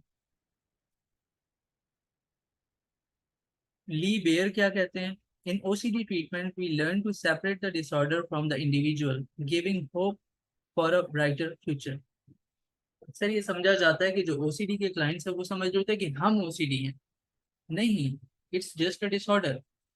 उनकी पहचान नहीं है ओसीडी, एक जस्ट डिसऑर्डर है। हर इंसान को कोई ना कोई प्रॉब्लम्स होते हैं। तो जब वो उस इंडिविजुअल से डिसऑर्डर को सेपरेट करते हैं, उसको अपनी जात का हिस्सा ना समझते हुए जैसे बीमारी के तौर पे देखते हैं, तब उनमें होप पैदा होती है। हमने ये रीड किया था कि होप के भी इश्यूज होते हैं, क्योंकि ओसीडी इस तरह का एक बुली बन जाता है, वो उन्हें ये बता रहा होता है कि आप मुझे शिकस्त नहीं दे सकते। तो ये एक तरीका हो सकता है होप के लिए। ओसीडी ट्रीटमेंट का गोल क्या होता है? अब जॉन हर्शफील्ड भी यही बात कर रहे हैं, ये भी एक बहुत बड़े एक्सपर्ट हैं ओसीडी के। इनके अकॉर्डिंग भी जो ट्रीटमेंट है उसका मकसद ये नहीं है कि आप इंट्रूसिव थॉट्स को एलिमिनेट कर लें, बल्कि उनके साथ अपना रिलेशनशिप आपने चेंज करना है। पहले आपका ये रिलेशनशिप था कि आप उनकी वजह से कंपल्शंस करते थे और अपनी एंजाइटी को रिलीव करने की कोशिश करते थे। अब भी आप अपनी एंजाइटी को कम करने की कोशिश कर रहे हैं, लेकिन एंजाइटी को फेस करने के बाद, कि पहले सही से एंजाइटी आपको फेस करेंगे, तब आप टॉलरेंस बिल्ड करके आहिस्ता आहिस्ता वो आपको इतनी फील नहीं होगी। फ्रेड पेंजिल के according, by challenging OCD we reclaim our power to take control of our lives. तो ओसीडी को चैलेंज किया जाएगा थेरेपी के थ्रू, तभी आपको वो कंट्रोल और वो पावर मिल सकती है जो आपको अभी महसूस नहीं हो रही। किम्बरली क्विनलन क्या कहती हैं, recovery from OCD requires commitment, persistence and a willingness to face discomfort head on। यही हम चीजें पढ़ते हैं, डटे रहना है, और आपने इस चीज के लिए विलिंग होना है कि आपने तकलीफ को फेस करना है। In OCD treatment we build a life worth living, not just a life free from symptoms. Michael Jenike, इनका ये कहना है कि सिर्फ सिम्टम फ्री लाइफ गोल नहीं होना चाहिए, हमारा ये मकसद है कि ऐसी लाइफ हो जो जीने के काबिल। जूडिथ एस बेक क्या कहती हैं, जो एरन बेक की साहिबजादी हैं, progress in OCD treatment often comes from taking small steps forward even if they feel uncomfortable. ये भी वही बात करें, आपने स्टेप्स लेने हैं, जिस तरह से थेरेपी का होमवर्क है वो करना है, चाहे आपको वो अनकंफर्टेबल लग रहा हो, वो लगेगा अनकंफर्टेबल, लेकिन आपने वो करना है। और यही ओसीडी की ट्रीटमेंट में प्रोग्रेस का एक तरीका है। एलिजाबेथ क्या कहती हैं, recovery from OCD involves embracing uncertainty and finding the strength to live with it. Uncertainty को कबूल करना है, गैर यकीनी सूरत हाल को, और उसके साथ ही रहते हुए आपने स्ट्रेंथ हासिल करनी है। आपने देखा कि किस तरह से जो एक्सपर्ट्स हैं वो एक जैसी बात कर रहे हैं। इट मीन्स कि जो हमने सारी थेरेपी पढ़ी है उनमें ये यही बातें सारी रिपीट होती रही हैं, और इसी तरह से माइंडसेट बनाना है और इसी एडवाइस को फॉलो करना है जिससे ओसीडी का इलाज मुमकिन हो सकता है। OCD treatment is about learning to live with uncertainty rather than seeking certainty in the face of doubt. जब शक आ रहा है तो आपने यकीन की सूरत हाल या रीअश्योरेंस सीख करने की बजाय आपने उसी शक में रहना है, उसी को फेस करना है, उसी के साथ रहने की कोशिश करनी है। अनसर्टेनिटी, गैर यकीनी सूरत हाल। Treatment for OCD is a journey and setbacks are opportunities for growth and learning. इनके अकॉर्डिंग भी यही है, जो सेटबैक्स हैं, जो तकलीफें हैं, जो आपको लग रही हैं कि वो नुकसानदेह हैं, एंजाइटीज, वही तो अपॉर्चुनिटीज हैं आपकी ग्रोथ और लर्निंग के। जेफ बेल के according you are not your OCD. ये भी ओसीडी को उनकी जात से अलग रख के सोचने का बता रहे हैं कि ओसीडी आपकी जात नहीं है। ठीक है, you are not your OCD, you have the power to separate yourself from the disorder and live a fulfilling life. और लास्ट में शैनन शाई क्या कहती हैं, in OCD treatment we learn that discomfort and uncertainty are not enemies but opportunities for growth and change. तो आपने देखा कि ये 15 एक्सपर्ट्स जो सारी दुनिया से ओसीडी के लिए फेमस समझे जाते हैं, वो किस तरह से ट्रीटमेंट को देख रहे हैं ओसीडी के। और आपने सारी जो ट्रीटमेंट के लिए एडवाइस थी उसको भी आपने डिटेल में समझा है।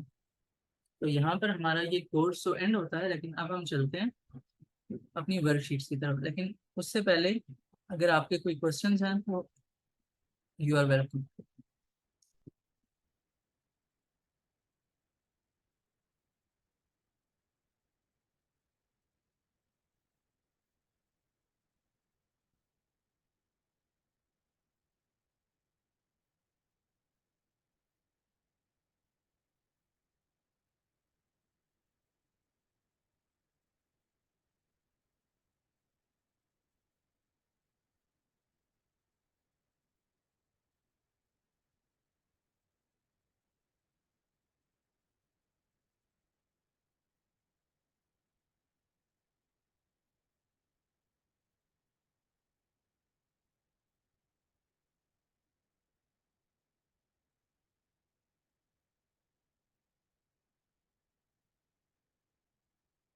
Can OCD cause be environmental? Please provide the summary of both these key points to remember. Right.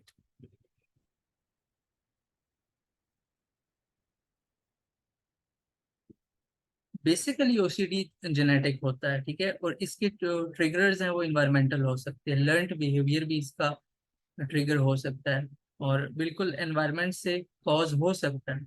ये भी पॉसिबल है कि जो जेनेटिक फैक्टर है वो बिल्कुल लो है और उसकी वजह से शायद उसने इतनी तकलीफ बर्दाश्त नहीं करनी थी, लेकिन अब ज्यादा ट्रिगर जो है वो इन्वायरमेंटल फैक्टर्स और स्ट्रेसर्स की वजह से वो हो गया। अक्सर ऐसा होता है। हमारे क्लाइंट हैं तो उनको इस तरह की प्रॉब्लम्स थे कि वो हर चीज़ के बारे में ज़्यादा सोचा करते थे, लेकिन उस टाइम तक वो उसको ओसीडी नहीं समझते। जस्ट थॉट्स थी और हर चीज़ को डिटेल में सोचना। लेकिन ऐसा हुआ कि उन्हें आई से रिलेटेड एक इलनेस होगी।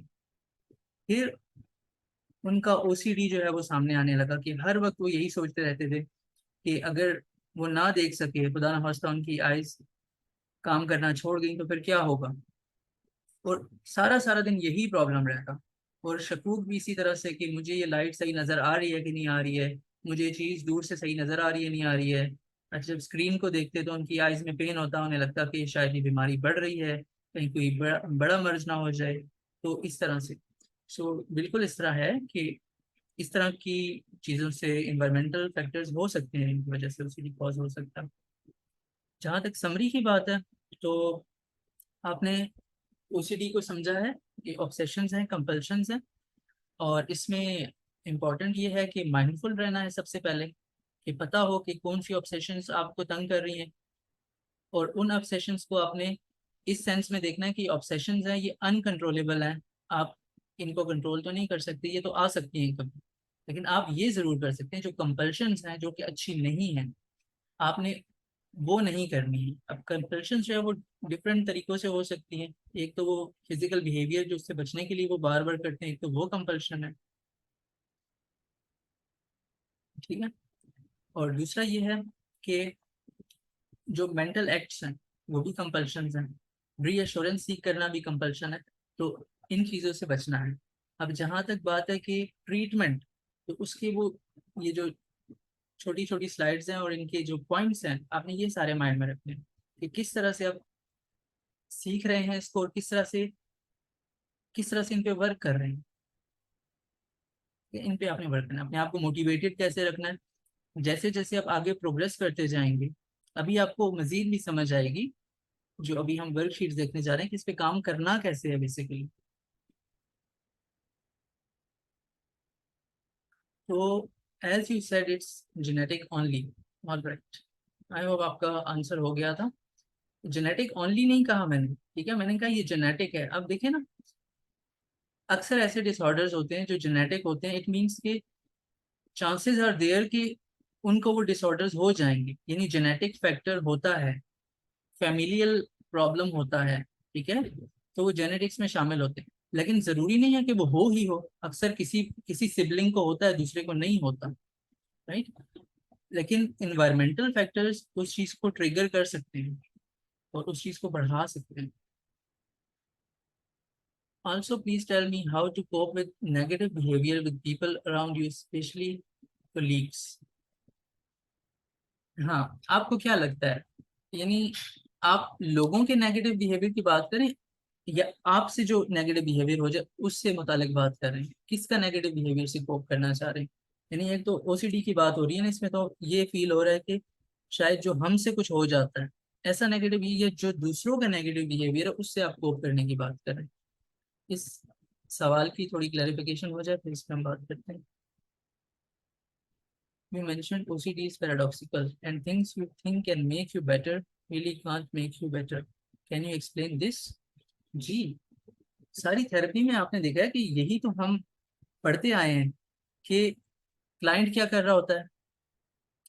क्लाइंट कंपल्शंस कर रहा है, बार बार हाथ धोना, उससे क्या फील कर रहा है, उससे वो बेटर फील कर रहा है कि एनजाइटी कम हो रही है। लेकिन कंपल्शंस हमने पढ़ा कि ये नुकसानदेह हैं, क्योंकि उससे तो साइकिल चलती रहती है, उससे एनजाइटी कम तो नहीं हुई, हालांकि वो उसको बेहतर समझ रहा होता है। इस तरह से पैराडॉक्सिकल है। दूसरी तरफ एनजाइटी को वो दुश्मन समझ रहा होता है, जबकि हमने देखा, इतने सारे एक्सपर्ट्स की राय भी हमने देखी, और इस जो एविडेंस बेस्ड एडवाइस है इसको भी हमने देखा कि एनजाइटी जो है वो तो क्योर बन जाती है कि जब वो उस एनजाइटी को कुछ अर्सा फेस करता है, खासकर होमवर्क टास्क जिस तरह से उसे थेरेपिस्ट बता रहे हैं, उस अंदाज में जब वो उसे फेस करता है तो क्या होता है कि वो एनजाइटी विद टाइम कम होती चली जाती है। फॉर एग्जांपल 90 पे थी अगर वो आउट ऑफ 100, तो वो 30 पे चली जाती है, फिर 20 पे चली जाती है, तो वो इतनी फिर सिग्निफिकेंट रहती ही नहीं है, टॉलरेंस बिल्ड हो जाती है। इस तरह से ये पैराडॉक्सिकल है कि जो फायदा देने वाली चीज उसके लिए थी वो उसको दुश्मन समझ रहा होता है। ये बात थी। And if OCD relates to religion should we ignore those thoughts. ये बहुत अच्छा सवाल है, अक्सर इस तरह होता है। तो इसका आंसर एक हदीस शरीफ से है। इसमें मुझे इस तरह से याद आ रहा है, ये बात बिल्कुल कंफर्म है कि ये है, लेकिन मुझे एग्जैक्टली वर्ड्स में वो नहीं यूज कर पाऊंगा क्योंकि मेरे पास इस वक्त वो बुक या हदीस या उसका हवाला मौजूद नहीं। वो इस तरह से है कि अगर कोई चीज आपको आपके माइंड में आती है ऑब्सेशंस, ठीक है, तो आपको उस पर सवाल नहीं होगा, आपको उस पर कोई गुनाह नहीं होगा, आपसे पूछ कुछ नहीं होगी, तो वो आपकी रिस्पॉन्सिबिलिटी नहीं है। वो शैतान की तरफ से वसवसा हो सकता है, शैतान की तरफ से या वहम हो सकता है। तो ये बात है, आप उनको इग्नोर करें। आप कोशिश करें कि आप डिफरेंट चीज़ें कर रहे हों जिनसे आप अच्छा फील करते हैं, तो इनको इग्नोर ही किया जा सकता है, ऐसी थॉट्स को। और ये इस पर इस हदीस में ये भी जिक्र था कि अगर आप उनको बुरा समझ रहे हैं ना, तो यही ईमान की निशानी है कि आपको पता है कि अगर वो रिलीजियस थॉट्स बुरी हैं, फॉर एग्जाम्पल वो वसवसे ठीक नहीं है, दुरुस्त नहीं है, तो अगर आप उनको रॉन्ग समझ रहे हैं तो यही तो ईमान की निशानी है कि आप एटलीस्ट उनको खुद रॉन्ग तो समझ लें। अच्छा, आपने बात की थी कि पीपल का बिहेवियर आपको किस तरह से इम्पेक्ट कर सकता है, तो पीपल नेगेटिव बिहेवियर, लोगों के नेगेटिव बिहेवियर, देखिए ना, आपका अपने रिस्पॉन्स पे कंट्रोल होता है। लोगों के नेगेटिव बिहेवियर पे अक्सर कंट्रोल नहीं होता। कैसे कंट्रोल किया जा सकता है दूसरों के नेगेटिव बिहेवियर, अगर वो कंटिन्यू करता जा रहा है? बहरहाल आपका रिस्पॉन्स जरूर हो सकता है, जिसे आप अपनी, जो आपके हाथ में होता है। आप उस उनके साथ ज्यादा हैंग आउट ही ना करें, जो आपको पता है कि नेगेटिव है, नेगेटिव बिहेवियर है। और अगर मजबूरी ही बन जाती, आप उनको ज्यादा रिस्पॉन्ड ही ना करें, आप उनके क्लोज ही ना रहें। ये एक अच्छा मेथड हो सकता है, अवॉइड किया जा सकता है। या ये कोशिश करके देखा जा सकता है, अगर आप उनके साथ पॉजिटिव रहने की कोशिश करते हैं, अगर still they are behaving negative, तो फिर तो इग्नोर करना ही बेहतर है। ये आपका सवाल था ना? तो लोगों के नेगेटिव बिहेवियर को हम डायरेक्टली तो चेंज नहीं कर सकते, यही है कि आपका रिस्पॉन्स कैसा है। अगर आप अक्सर ऐसा भी होता है, अगर आप ज्यादा उनसे तंग नहीं हो रहे हैं और उन्हें फील हो रहा है कि आपको कोई फर्क नहीं पड़ रहा, तो वो भी फिर तंग नहीं करती। अगर तो आपका क्वेश्चन तंग करने के सेंस में नेगेटिव बिहेवियर था। वो भी एक अच्छा आंसर है, वो आपको समझ आ गई। And if the person acts on it, like reciting a surah in salah for many times, then अच्छा, एक लॉन्ग सा क्वेश्चन भी आ गया। एक्ट्स ऑन व्हाट, यानी बार बार सूरा पढ़ रहे हैं, एक ही सूरा को बार बार पढ़ रहे हैं। ओके, तो एक बार पढ़नी चाहिए ना।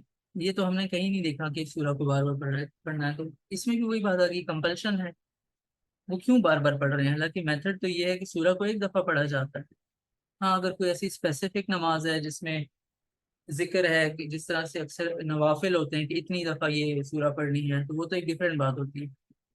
जो डेली नमाजें हैं उनमें तो एक दफा सूरा का पढ़ा जाता है। तो वो ऐसा क्यों कर रहा है, इस पे क्वेश्चन रेज होता है ना, इस थॉट को चैलेंज होना चाहिए, वो क्यों ऐसा कर रहा है, उसे क्यों ऐसी अर्ज फील हो रही है कि वो बार बार पढ़ रहा है।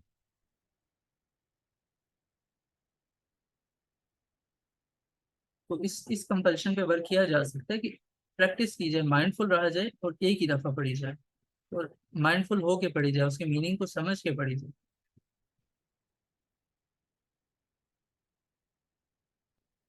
I asked the same question yesterday, but I think the context wasn't understood clearly, so I will try my best to explain it and then ask the question. For example, a patient is suffering from contamination OCD. He has had it for a really long time. He has found a way to escape the anxiety by avoiding everything that could trigger it.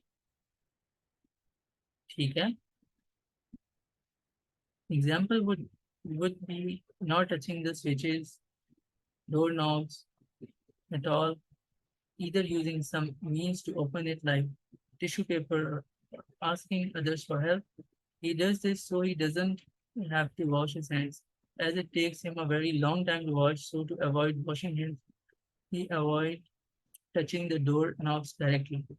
Is avoidance in this case a compulsion? How to overcome this? अच्छा, इस sense में आप avoidance की बात करें, ऐसा तो बहुत कम ही सुनने में आता है, लेकिन अगर इसको जहां तक मैं देख रहा हूँ, तो ये तो नॉर्म से हट की चीज है ना, नॉर्म से भी हट गई है। इस चीज को किस तरह से नॉर्मल समझा जा सकता है? कंपल्शन तो कंपल्शन तो है ही, इसको नॉर्मल भी कैसे समझा जा सकता है? नहीं कि आपने कभी देखा या सुना है कि टिश्यू पेपर से, मीन्स ये चीज तो एक तो नॉर्म्स की भी अगेंस्ट है, और इतनी ज्यादा केयर करना सेफ्टी है ना, एक तरह से वो कंपल्शन ही है। कब तक वो इस तरह करते रहेंगे? किस किस से वो हाथ मिलाएंगे या क्या क्या टास्क करेंगे? पेन को टच करेंगे, स्पून को टच करेंगे, किस किस चीज से वो समझते रहेंगे कि कहाँ पर जर्म्स है और कहाँ पर नहीं है? तो ये कंपल्शन ही है। और इसको किस तरह से ओवरकम करना है? यही जो थेराप्यूटिक एडवाइस है, इसी के थ्रू करना है कि ठीक है, अगर जर्म्स हैं भी, फॉर एग्जांपल लॉक के साथ जर्म्स हैं और लग गए हाथ को जर्म्स, तो अब उन जर्म्स का उनको क्या नुकसान हो रहा है? उस थॉट को चैलेंज किया जाए, क्या हो रहा है उनके हाथ के, फॉर एग्जांपल जर्म्स है भी हैं, जर्म्स तो हर वक्त हर जगह पे मौजूद है, हमें तो नहीं नजर आ रहे, बैक्टीरियाज हो सकते हैं, तो क्या उसका क्या, हमें क्या नुकसान हो रहा है? हाँ, अगर वो खाना खाने से पहले हाथ धो रहे हैं, इट्स इनफ फॉर देम। ऐसा ही है ना। तो इस तरह से थॉट्स को भी चैलेंज किया जा सकता है। फिर कंपल्शन ना करके, हमने जो बात की है कि कंपल्शन नहीं करनी है, इस तरह से प्रैक्टिस करके। और इस सब के लिए क्या जरूरी है? First step is mindfulness. क्योंकि जब वो माइंडफुलनेस नहीं है और ऑटोमेटिकली सब कुछ होता जा रहा है, तो वो उसी में रहेंगे। जैसे हदीस से बताया है कि शैतान ऐसा कर रहा है, the person is not responsible.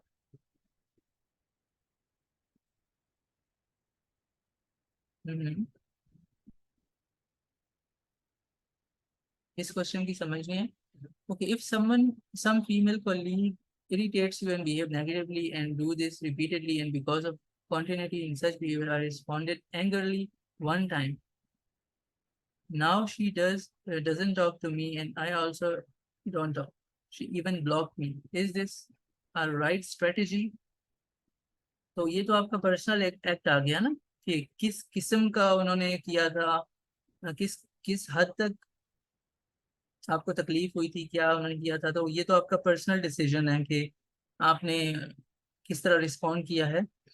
खैर, एंगर तो किसी भी सूरत अच्छा नहीं होता। आपने अक्सर देखा होगा कि टफेस्ट सिचुएशंस में भी, मुश्किल से मुश्किल सिचुएशंस में भी, चूंकि आप religious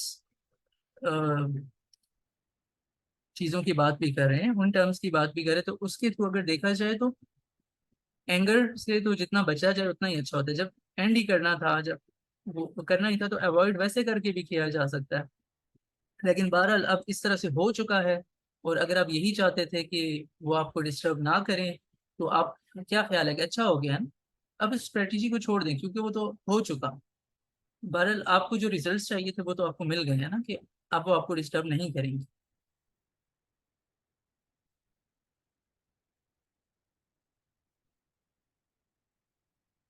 exposure response prevention is best in this case.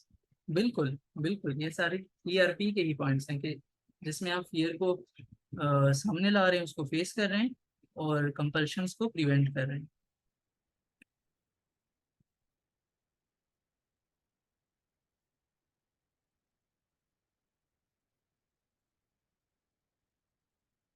ठीक है, सारे क्वेश्चंस और सारे डिस्कशंस हो चुके हैं।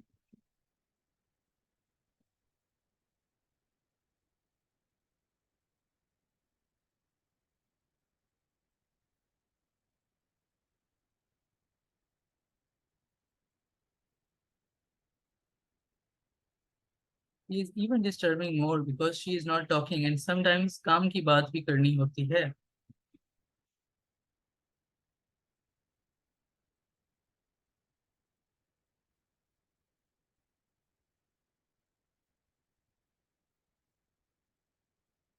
राइट। सो मेरे ख्याल से ये चीजें तो, अब क्या सिचुएशन है, क्या इसका, बिल्कुल उनसे बाउंड्रीज तो सेट करनी चाहिए। लेकिन उस सिचुएशन पर डिपेंड करता है। अब वो आपकी कोलीग हैं, कौन सी ऐसी जरूरी बात है कि, और क्या वो किसी और से नहीं हो सकती वो बात, अगर हेल्प है या कोई इस तरह की चीज़ है।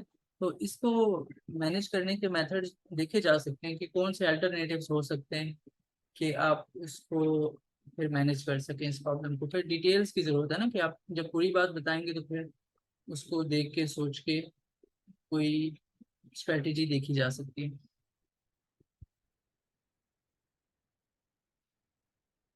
ठीक है।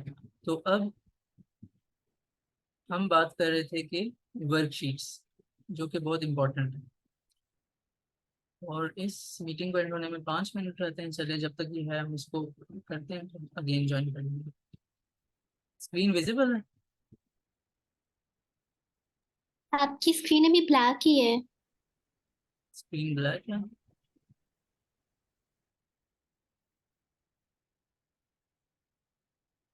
अब नजर आ रही होगी। जी, अब नजर आ रही है। सो सबसे पहले exposure and response prevention motivator. सबसे पहले क्लाइंट जब आपके पास आते हैं, तो देखें, थेरेपी में आना बहुत इंपॉर्टेंट है। हम एक्सपर्ट्स की बातें सुन चुके हैं, वो क्या कह रहे हैं ट्रीटमेंट के बारे में, और क्या चीज़ वर्क करती है। और ये बेस्ट वे में तो जो ट्रेन थेरेपिस्ट हैं, इसीलिए आप ये ट्रेनिंग ले रहे हैं कि आप ओसीडी को समझें, किस तरह से थेरेपी वर्क करती है। तो जो ट्रेन थेरेपिस्ट हैं वो क्लाइंट को अपना थेरेपिस्ट खुद बनाना चाह रहे होते हैं। तो ये चीज़ें सबसे पहले स्टार्ट में देखनी ज़रूरी है कि कौन सी चीज़ उन्हें ईआरपी के लिए मोटिवेट करेगी, इस थेरेपी के लिए। उन्हें ऐसे कौन से नुकसानात हुए हैं, ऐसे क्या उसके हार्म्स हैं ओसीडी की वजह, जबकि हमने पढ़ा कि सबसे बड़ा रिस्क ये है कि अगर आप रिकवर नहीं करते, वो सबसे बड़ा रिस्क है। तो रिकवर ना करने की वजह से उनके क्या क्या नुकसानात हुए हैं, अब वो इस वर्कशीट में यहाँ पर वो इसको फिल कर रहे होते हैं। टाइम कितना वेस्ट हुआ उनका, कौन कौन से इवेंट्स थे जहाँ पे टाइम वेस्ट हुआ है, ओसीडी की वजह से क्या क्या चीजें, अपॉइंटमेंट्स, इंटरव्यूज, गैदरिंग्स, मीटिंग्स, क्या क्या चीजें मिस हुई हैं, वो यहाँ पर वो लिखेंगे जो इंपॉर्टेंट है उनकी लाइफ के लिए। ओसीडी की वजह से उन्हें कौन से ह्यूमिलेटिंग एक्सपीरियंसेस फेस करने पड़े हैं, चाहे फैमिली से, फ्रेंड से, वो एक्सपीरियंसेस यहाँ पर लिखे जाएंगे। देन ओसीडी की वजह से किन किन चीज़ों से वो लेट हुए हैं, पहले तो मिस होने का जिक्र था, अब लेट होने का जिक्र है, क्योंकि वो बहुत टाइम जो है वो कंपल्शंस पे लग जाता है। फाइनेंशियल लॉसेस उनके कौन कौन से हुए हैं वो यहाँ पे लिखेंगे, चाहे वो जॉब है, बिजनेस है, यहाँ पर। देन रिलेशनशिप के कौन कौन से नुकसान हुए हैं, डैमेज हुए हैं रिलेशनशिप्स, खत्म हो गए हैं कोई, यहाँ पर लिखा जाएगा वो। गिल्ट का फैक्टर किस तरह से रहा है उनकी लाइफ में, ठीक है। और ओसीडी से बाकी नुकसान इन बाकी पॉइंट्स के अलावा कौन कौन से हुए हैं, ठीक है ना। तो ये एक तरह से उनको तैयार कर रही है ये जो वर्कशीट है, कि उन्होंने थेरेपी लेनी चाहिए, थेरेपी के लिए मोटिवेटेड वो फील करेंगे कि जब वो एक ही शीट पे वो सारे नुकसान अपने देख सकेंगे कि हमने क्या क्या खोया है ओसीडी की वजह से। इसी तरह से फिर यही सारी चीजें आगे, कि उनके जो प्यारे हैं, उनके जो घर वाले हैं, उनकी जो फैमिली है, उन्होंने किस तरह से सफर किया है, कि वो रिचुअलाइज, ओसीडी वाले शख्स ने उन्हें भी रिचुअलाइज करने, कंपल्शन करने के लिए फोर्स किया है कहीं, चाहे उसका ताल्लुक कॉन्टेमिनेशन से था या चेकिंग से था, उन्हें फोर्स किया है। ओसीडी रिजिडिटी की वजह से या एंगर की वजह से, आउटबर्स्ट की वजह से उन्हें तकलीफ पहुंचाई है, उन्हें हर्ट किया है। तो इस तरह की ये आप चीजें समझ रहे हैं ना, ये सारी चीजें मोटिवेट करने के लिए हैं कि किस तरह से वो शख्स मालूम करेगा, और एक ही नज़र में वो सारी चीजें एक ही शीट पे सामने आ जाएंगी कि उसकी लाइफ भर में उसने कितने नुकसान उठाए हैं ओसीडी की वजह से। उसकी फैमिली ने कितने इवेंट्स मिस किए हैं उसकी वजह से, ओसीडी थॉट्स की वजह से उन्हें इग्नोर करना पड़ा है फैमिली को, ये भी आ गया।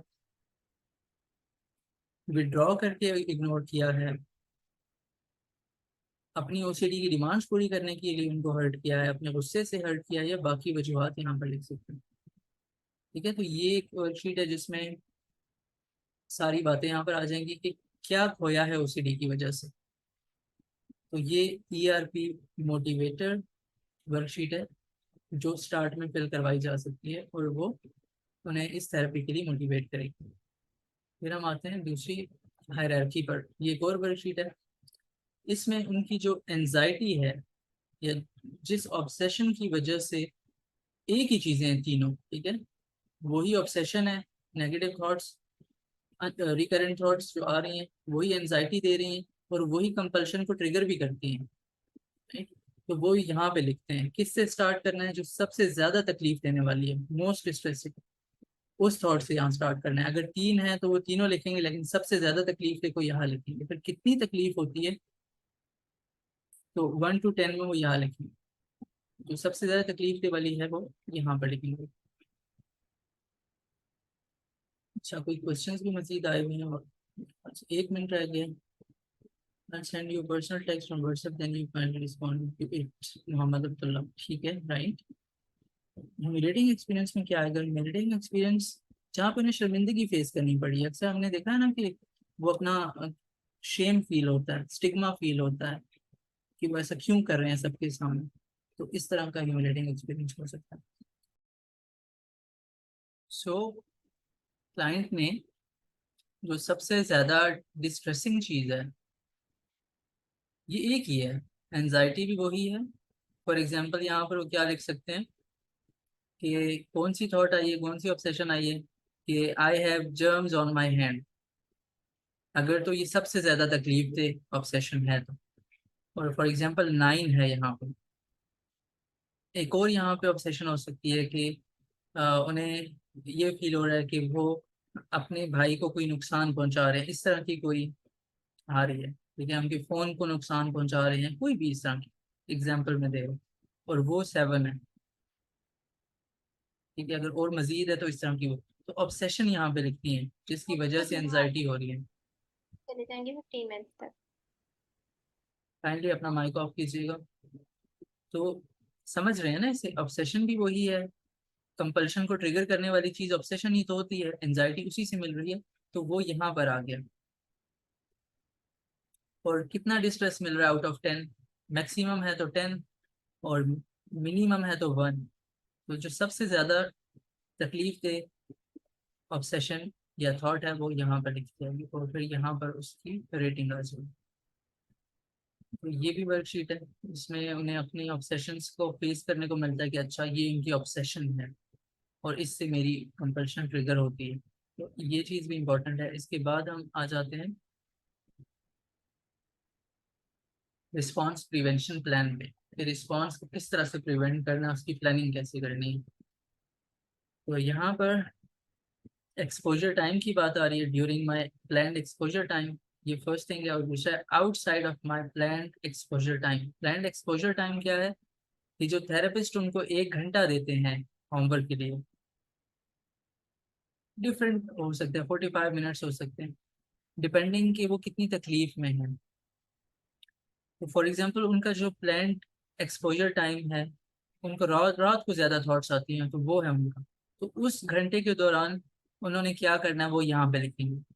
तो जब उन्हें ऑब्सेशन आ रही है और उन्हें ऑब्सेशन कुछ करने को कह रही है, तो क्या करने को कह रही है? कि मैं बार बार हाथ धोऊं, क्या मैं बच्चे को चेक करूं कि वो ठीक है, उसका टेम्परेचर चेक करूं, या फैमिली में किसी का ब्लड शुगर लेवल चेक करना है डेली, ये चेक करना है। ठीक है, इस तरह की जो कह रही है ऑब्सेशन करने के लिए, वो अपने यहाँ लिखना है। और उसकी जगह आपने क्या किया है, I will instead do this, उसकी जगह आपने क्या किया है प्लान्ड एक्सपोजर टाइम में, जो आपका होमवर्क का टाइम है, तो आपने किस तरह से उस एंजाइटी को फेस किया है, ये आपने उन्हें बताना है। कैसे फेस करना है? कि कुछ नहीं करना आपने, उस एंजाइटी को बढ़ने देना है, जितनी ज्यादा होगी वो आपके लिए अच्छा होगा। तो ये था आपका होमवर्क टाइम। अब प्लान्ड एक्सपोजर टाइम के बाहर आपने क्या करना है? तब भी तो आपने कंपल्शन नहीं करनी, लेकिन उस टाइम पे आप कुछ और कर रहे होंगे। जाहिर है हर वक्त तो आप होमवर्क नहीं कर रहे। फॉर एग्जाम्पल अगर दिन को आपको कोई ऑब्सेशन आई है, ठीक है, तो उसने आपको क्या करने के लिए कहा यहाँ पर, आपने उसकी जगह क्या किया? आपने शायद अपना जो वर्क से रिलेटेड कोई एक्टिविटीज थी, स्टडी से रिलेटेड कोई एक्टिविटी, वो कर ली है, या फैमिली को टाइम दिया है, फ्रेंड्स को टाइम दिया है, कोई हॉबीज हैं आपकी उनको टाइम दिया है। तो वो आपने यहाँ पे लिखना है। ऑब्सेशन जो है वो यहाँ पे, कि उसने आपको क्या करने को कहा ऑब्सेशन में, और आपने क्या किया उसकी जगह। आपने कंपल्शन तो नहीं की, जो चीज आपने की है वो आपने यहाँ पे। ठीक है, तो ये एक और चीज है जिससे आप थोड़ा सा आइडिया आपको हो सकता है कि किस तरह से ये वर्क करती है। उस 1 घंटे में आपने तो उसको फेस करना है, बाकी आप जो जिस तरह से आपकी लाइफ रूटीन है आपने वही सब कुछ करना है, और कंपल्शंस नहीं करनी है किसी भी सूरत। इस तरह से जब आप तकलीफ को फेस करते जाएंगे, तब कुछ ही वीक्स में वो तकलीफ आपको कम होते होते एक ऐसे लेवल पे आ जाएगी कि आपको वो फील ही नहीं हो रही होगी। देन हमने बात की थी कि हम रीअश्योरेंस सीकिंग को समझेंगे कि ये क्या चीज़ है। इधर से आप देख सकते हैं कि रीअश्योरेंस सीकर और इंफॉर्मेशन सीकर में क्या फ़र्क होता है। तो ये ओसीडी में समझना बहुत ज़रूरी है, क्योंकि उनकी आपको हर बात ही रीअश्योरेंस लग सकती है। अब रीअश्योरेंस सीकर जो है वो सेम क्वेश्चन बार बार कर सकता है। मेरे केस में तो ऐसा हुआ था, एक जो मुझे याद आ रहा है कि वैसे तो बहुत सी बातें होती हैं, लेकिन ये था कि क्या मैं उस डॉक्टर के पास जाऊं, हालांकि पहले वो 3-4 डॉक्टर्स के पास जा चुके थे, लेकिन अब एक और डॉक्टर के पास, क्या मैं उनके पास जाऊं? वो थेरेपी के स्टार्ट से एंड तक वही चीज़, पूछते जा रहे थे जबकि उन्हें जवाब मिल चुका था। तो ये रीअश्योरेंस सीकर होता है जो रिपीटेडली एक ही सवाल कर रहा होता है। तो इस चीज को समझना क्लाइंट के लिए बहुत इंपॉर्टेंट है। अब वो क्लाइंट इस तरह का कोई क्वेश्चन नहीं करते हैं। जब उन्होंने ये चीज समझ ली है, अब उन्हें पता चल गया कि रीअश्योरेंस क्या है और उस पर वो नहीं करते, उन्हें पता है कि कंपल्शन होती है।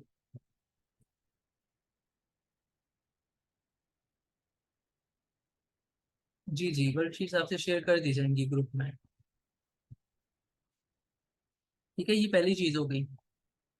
Second, ask question to feel less anxious. अपनी एंजाइटी को कम करने के लिए वो असल में सवाल कर रहा होता है। वो सवाल क्यों कर रहा है, उसका मकसद क्या है?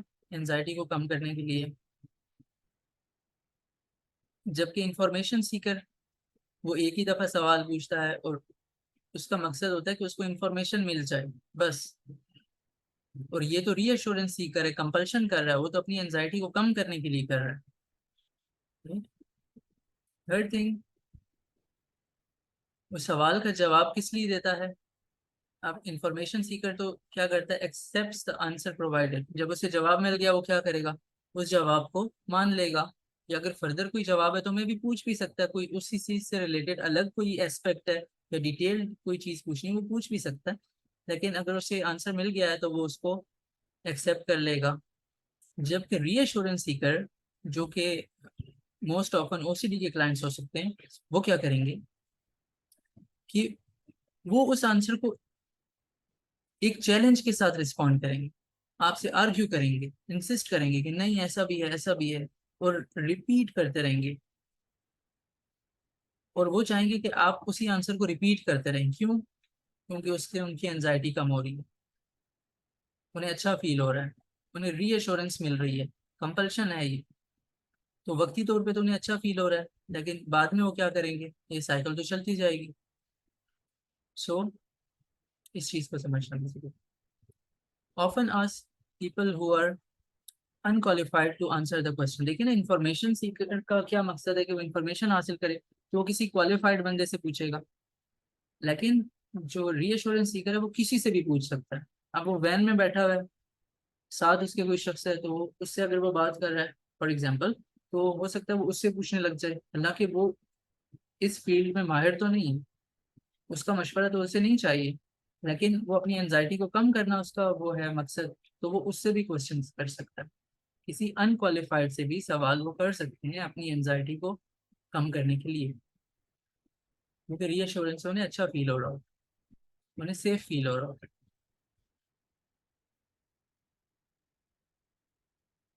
इंफॉर्मेशन जो सीख कर रहे हैं वो ऐसे सवाल करेंगे जिनका जवाब दिया जा सकता है, और इनके क्वेश्चंस ऐसे होंगे अक्सर जिनका आंसर नहीं दिया जा सकता। फॉर एग्जांपल, वो आपसे पूछते हैं कि क्या मैं ठीक हो जाऊंगा? अब इस बारे में थेरेपिस्ट तो कुछ नहीं कह सकता, इंशाल्लाह कह सकता है। लेकिन अगर अगेन वो क्वेश्चन करते हैं और अगर वो ये कहते हैं कि क्या आपको यकीन है, यानी आपने जो बात की है उस पर उन्हें यकीन नहीं आया, तो ये ऐसे क्वेश्चंस होंगे जो आपको लगेगा कि ये आंसर्स इनका कोई है नहीं है, ये क्वेश्चन नहीं पूछे जाने चाहिए। देन इंफॉर्मेशन सीकर को क्या चाहिए होता है? सच चाहिए होता है, उसे इंफॉर्मेशन तक पहुंचना होता है कि असल बात है क्या।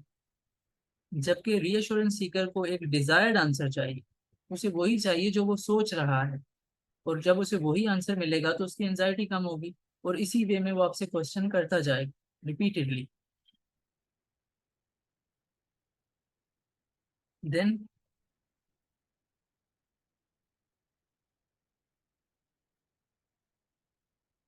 जब कोई उन्हें आंसर मिल जाता है तो वो उसको एक्सेप्ट कर लेते हैं।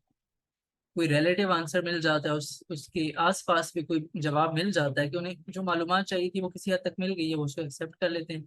या क्वालिफाइड आंसर मिल जाता है तो वो एक्सेप्ट कर लेते हैं। या अगर कोई अनसर्टन आंसर है, जैसे पूरी बात नहीं समझ आई, तो फिर भी वो उसको एक्सेप्ट कर लेते हैं।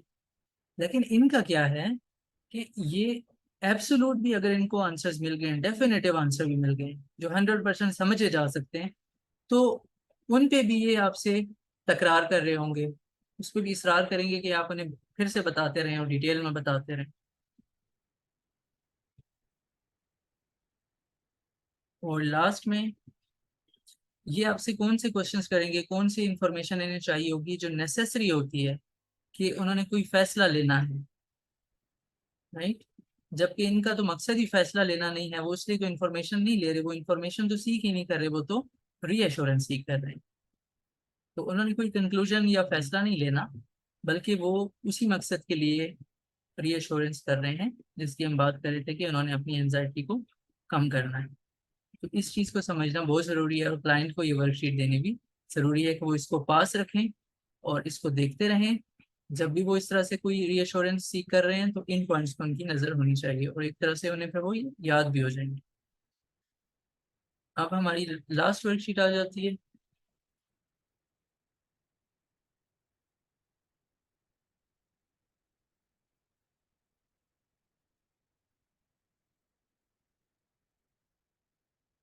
हाँ, उर्दू में अप्लाई करें आप चाहें तो इनको उर्दू में प्रिंट करवा सकते हैं किसी ट्रांसलेटर से, या खुद कर सकते हैं इन वर्कशीट्स को इजी वर्ड्स में बनवा सकते हैं, बना सकते हैं।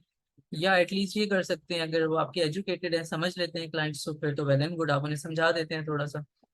अगर उन्हें नहीं, इसकी इंग्लिश लैंग्वेज की नहीं समझ आ रही है, तो फिर आप क्या करते हैं कि उन्हें थोड़ा सा गाइड कर देते हैं, या उसको कट करके थोड़ा सा उर्दू में लिख देते हैं। दो चार ही तो चीज़ें होती है ना एक वर्कशीट में, तो आप लिख देते हैं कि आपने यहाँ पे ये करना है, और फिर वो उर्दू में करें इंग्लिश में करें उन तक है।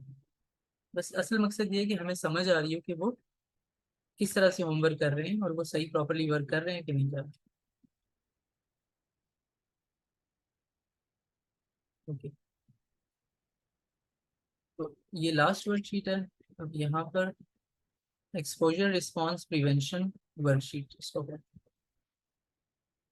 और ये मेन वर्कशीट है, इस पे आपने जो हम जिस थेरेपी की बात कर रहे थे किस तरह से इस पे वर्क करना है, ऑब्सेशंस को और कंपल्शंस पे किस तरह से वर्क करना है, यहाँ पर इसमें आप कंप्लीटली हर चीज़ देख सकते हैं। तो यहाँ पर डेट और टाइम आ जाएगा कि किस वक्त ये हो रहा है, ये इवेंट। अब एंजाइटी प्रोवोकिंग सिचुएशन क्या है वो यहाँ पे लिखी जाएगी। कौन सी चीज़ है जो एंजाइटी प्रोवोक कर रही है, ठीक है। यानी वो कौन सा एक्सपोजर है। फॉर एग्जाम्पल, ऐसा वो क्या करते हैं कि उन्हें ज्यादा एंजाइटी फील हो रही है। अक्सर तो ऐसा होता है कि कोई स्पेसिफिक टाइम्स होते हैं ना, जब आप क्लाइंट से बात करेंगे वो कहेंगे जब मैं रात को अकेला होता हूँ ना, 8 से 9, जब मैं तन्हा होता हूँ, अकेला होता हूँ, तो उस टाइम मुझे सबसे ज्यादा एंजाइटी फील हो रही होती है। तो वो बेस्ट टाइम होता है जब उन्हें सबसे ज्यादा एंजाइटी फील हो रही होती है, कि उस वक्त उनको होमवर्क दिया जाए, वो बेहतरीन होता है। तो अब टारगेटेड एक्सपोजर कौन सा है, किस चीज पे वो एक्सपोज, यानी कौन सी थॉट्स उनको आ रही है, तो वो उनको फेस कर रहे हैं, वो यहाँ पे लिखा जाएगा। वो कौन सी सिचुएशन है एंजाइटी प्रोवोक में, यहाँ पे लिखा जाएगा। Then suspended responses safety behaviours, उन सेफ्टी बिहेवियर सस्पेंड कर रहे हैं, रोक रहे हैं, वो उन्हें परफॉर्म नहीं कर रहे, वो यहाँ लिखा जाएगा कि कौन से ऐसे रिस्पॉन्सेज हैं या सेफ्टी बिहेवियर्स हैं जिन्हें मैंने रोकना है, जो मैंने नहीं करना। फॉर एग्जाम्पल, हाथ नहीं धोने, चेक नहीं करना, रिपीटिशंस नहीं करनी, मेंटल एक्ट्स नहीं करने। तो अब वो यहाँ पर आ गए, ठीक है, एक एक करके। अब जो 1 घंटे की हम बात कर रहे थे कि 1 घंटे का होता है, अब यहाँ पर SUDs हैं, इनको भी समझना जरूरी है। SUD जो है ये डिस्ट्रेस का सब्जेक्टिव यूनिट है, कि कितनी तकलीफ आउट ऑफ 10। अब ये इंपॉर्टेंट है कि यहाँ पर उन्हें बहुत ज़्यादा तकलीफ स्टार्ट में फील हो सकती है, शायद वो रेट करें 9 आउट ऑफ 10 या 8 आउट ऑफ 10 या 10 आउट ऑफ 10 में भी। तो स्टार्ट में बहुत ज़्यादा एंजाइटी होगी, विद टाइम वो एंजाइटी थोड़ी कम हो सकती है, ठीक है। इस तरह से तो पहले 5 मिनट में उन्हें कितनी तकलीफ हो रही थी, एंजाइटी की वजह से कितना डिस्ट्रेस हो रहा था, वो यहाँ लिखेंगे पहले 5 मिनट में। फिर 15 मिनट्स के बाद उन्हें कितना हो रहा था, देन 30 मिनट्स के बाद। अब वो फेस कर रहे हैं, वो कंपल्शन नहीं कर रहे, वो सिचुएशन को फेस कर रहे हैं उसी तरह से। चाहे उनका दिल कर रहा है हाथ धोने का, उस वजह से एंजाइटी हो रही है, चाहे और कोई कॉज हो सकती है जिस वजह से उन्हें जो उनके ऑब्सेशंस हैं यहाँ पर वो आएंगे। जिस चीज से वो खुद को रोक रहे हैं वो यहाँ पे लिखी जाएगी। अब उससे मिलने वाली तकलीफ यहाँ पे लिखी जाएगी, ये बहुत इंपॉर्टेंट है। तो जिस तकलीफ को फेस कर रहे हैं, तो इस तरह से 30 मिनट्स के बाद वो कितनी फेस कर रहे हैं तकलीफ, और 60 मिनट्स के बाद, इस तरह से वो फील करते जाते हैं। अगर एक दिन में इस तरह की सिचुएशन 3-4 आई हैं तो वो यहाँ पर सारी लिख देंगे विद डेट एंड टाइम। फिर नेक्स्ट डे आती हैं तो वो फिर यहाँ पर आगे लिखते जाएंगे इसी तरह से। तो जब वो इसको फिल करते हैं, फिर जब अगले वीक आपके पास वो आते हैं तो आप उनकी इस चीज़ को देख सकते हैं कि उन्होंने कितनी एनजाइटी को फेस किया है। ये चीज़ इंपॉर्टेंट होगी आपके लिए, किस चीज़ से रिलेटेड एनजाइटी को फेस किया है। तो जब वो कुछ वीक्स तक इस तरह से करते हैं और आप देखेंगे कि ज़्यादा एनजाइटी को वो फेस कर रहे हैं, ठीक है। अब एक और चीज़ भी करनी होती है। अब एक वीक के बाद जब वो आपके पास आते हैं, और फॉर एग्जांपल एक चीज़ थी यहाँ पर इन चारों सिचुएशंस में से जिसमें उन्हें फॉर एग्जांपल एट एट पे था उनका, जो डिस्कस का रेट था 8 पे था। अब वो क्या हो गया कि वो 4 पे आ गया फॉर एग्जांपल, ठीक है ना। यहाँ पे वो सबसे ज्यादा था, अब नेक्स्ट वीक वो किस पे आ गया, 4 पे, कि अब उन्हें उस चीज से रिलेटेड इतनी एंजाइटी फेस नहीं करनी पड़ी। फिर हो सकता है कोई दूसरी चीज हो जिसमें उससे ज्यादा हो, फॉर एग्जाम्पल 6 हो, और अभी भी इस वीक में उन्हें उसमें ज्यादा तकलीफ हो। तो अब आपने क्या करना है कि उसको ऊपर ले आना, यानी सबसे ज्यादा जो एंजाइटी प्रोवोकिंग सिचुएशन है उसको सबसे पहले लाना है और उस पर सबसे पहले वर्क करना है, ताकि जितनी ज्यादा उनको एंजाइटी मिल सके वो उन्हें पहले मिल जाए। जितनी ज्यादा एंजाइटी को फेस करने का उसकी जो अपॉर्चुनिटी हम बात कर रहे थे, जो कि उनका इलाज बन जाती है बाद में, जिससे उनकी एंजाइटी खत्म होने लग जाती है, कम होने लग जाती है, वो पहले उसको फेस कर लें। तो इस तरह से ये थेरेपी और ये वर्कशीट्स बहुत सक्सेसफुल होती हैं, और आप इनको ट्राई कर सकते हैं उसी के क्लाइंट्स के लिए।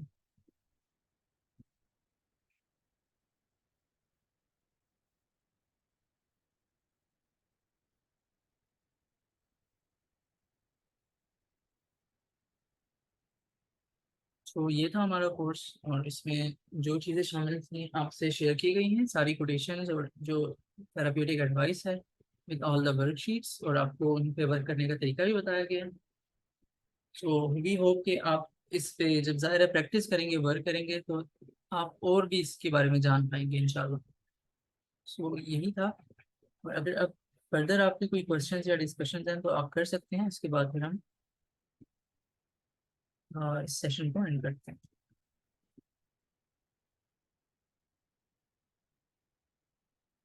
ऑलराइट, हमारा जो प्राइवेट क्लिनिक है वो रावलपिंडी में है। We are located in Rawalpindi.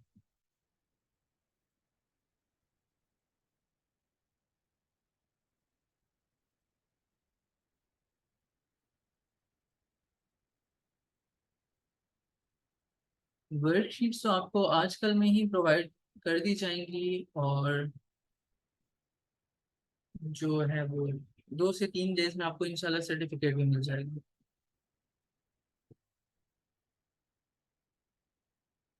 Sorry, which cases?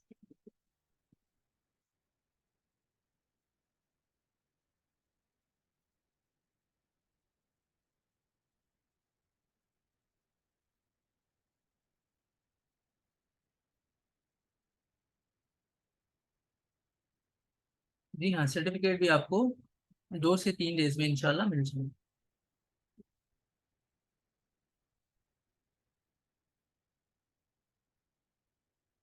हाँ, केसेस का मैं जिक्र आपसे करता रहा हूँ ना। जो एक मेन, जो सबसे मेन केस था ना, वो एक था जो हेल्थ एंजाइटी का, मैंने आपको बताया, आई आई ग्लोकोमा था उन्हें ना। तो पहले तो उन्हें ऑब्सेशंस होती थी, लेकिन कभी डायग्नोज नहीं हुआ कि ओसीडी है बचपन से, यानी जेनेटिक फैक्टर तो मौजूद था। लेकिन जब वो एनवायरमेंटल इलनेस से ट्रिगर हुआ, ये इलनेस तो एनवायरमेंटल फैक्टर हो गई ना, जब उनका ट्रिगर हुआ तो फिर उन्हें डायग्नोज भी हो गया, और उनके सिम्टम्स जो है वो बढ़ गए थे। Any tips for on how to stop rumination? अब रूमिनेशन और ओवर थिंकिंग को किस तरह से स्टॉप करना है? देखिए, माइंडफुल रहना होता है। आप कुछ ना कुछ तो कर रहे होते हैं ना। फॉर एग्जाम्पल, आप फ्री भी हैं, आप कुछ कर रहे हैं, आप तस्बीह पढ़ रहे हैं, आपने फुल फोकस उस चीज़ पे करना है जो आप पढ़ रहे हैं। अगर आप रीडिंग कर रहे हैं, फ्री टाइम में बंदा कुछ ना कुछ तो कर ही रहा होता है। अगर आप फैमिली के साथ है, फ्रेंड्स के साथ है, तो आपने उन बातों पे फोकस करना है, अपनी इन्वायरमेंट पे फोकस करना है जहाँ पर आप हैं। अगर आप चल रहे हैं, कुछ तो बंदा कर ही रहा होता है।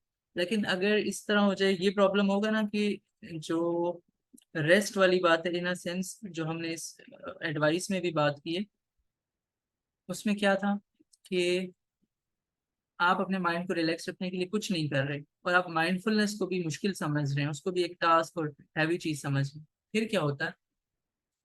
फिर क्या होता है कि रूमिनेशन, जब आप कुछ नहीं कर रहे, जब आप कुछ नहीं सोच रहे, जब आप माइंडफुल नहीं है, तो फिर थॉट्स तो आएंगी, फिर रूमिनेशन खुद ही स्टार्ट हो जाती है। तो एक ये वे हो सकता है कि आप माइंडफुल रहें और प्रेजेंट में रहें। Right. So sir, next week class होगी। आपको बताया गया था ना कि ये जो कोर्स है 4 आवर्स का है, और आपको लगता नहीं है कि सब कुछ कंप्लीट हो चुका है? कोई चीज़ मिसिंग तो नहीं लग रही आपको? हर चीज़ हो चुकी है, आपकी वर्कशीट्स तक सारी क्लियर हो चुकी है कि किस तरह से आपने वर्क करना है? सॉरी, विच असेसमेंट टूल्स? अगर आपको लग रहा है कि कोई चीज़ मिसिंग है तो आप बता सकते हैं।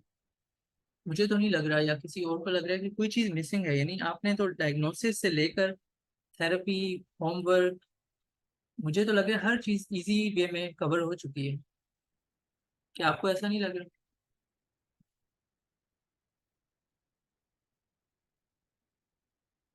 Which sort of assessment are you talking about? यानी डायग्नोसिस?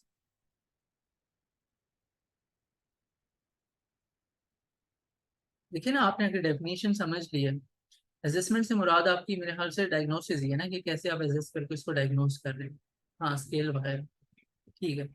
तो दो स्कूल्स ऑफ थॉट होते हैं ना, एक तो बहुत ज्यादा इन चीजों पर फोकस कर रहे होते हैं, लेकिन दूसरा स्कूल ऑफ थॉट ये होता है कि जब आपको समझ आ गई कि ऑब्सेशन क्या है, कंपल्शन क्या है, आपको ये दोनों चीजों की समझ आ गई है जब क्लाइंट बात कर रहा होता है, तो जब आपको समझ आ गई है कि ये दोनों चीजें उसमें हैं मौजूद, तो फिर आपको मेरे ख्याल से नहीं जरूरत पड़ती है। उससे क्या होता है, स्केल से क्या होता है, सिविरिटी का अंदाजा हो सकता है फॉर एग्जाम्पल। तो वो चीजें आप पूछ भी तो रहे होते हैं, आपने अभी जो होमवर्क शीट्स देखी हैं उसमें तो वो वैसे भी अपनी सिविरिटी बता ही देता है। राइट। तो क्लाइंट से जब आप बात करते हैं, वो अपने सिम्टम्स बता रहा होता है, तो हाँ बिल्कुल, वो जब सिम्टम्स बता रहा होता है आइडिया हो जाता है कि ओसीडी का ही इशू है। उस पे जो इस न्यू जनरेशन का स्कूल ऑफ थॉट है, वो इतना इन चीज़ों को नहीं इम्पोर्टेंस दे रहा होता कि हाँ, वो जो इस तरह के डिसऑर्डर्स हैं, जिस तरह से एनजाइटी है, डिप्रेशन है, जिनकी सिम्टम्स में 8 8 10 10 12 12 चीज़ें आ रही होती हैं, तो वो फिर डिटेल क्वेश्चंस अक्सर हो जाते हैं। लेकिन वैसे भी पता चल जाता है कि इनको एनजाइटी है या डिप्रेशन है, लेकिन ओसीडी तो बड़ा इजी है इसको एडजस्ट करना।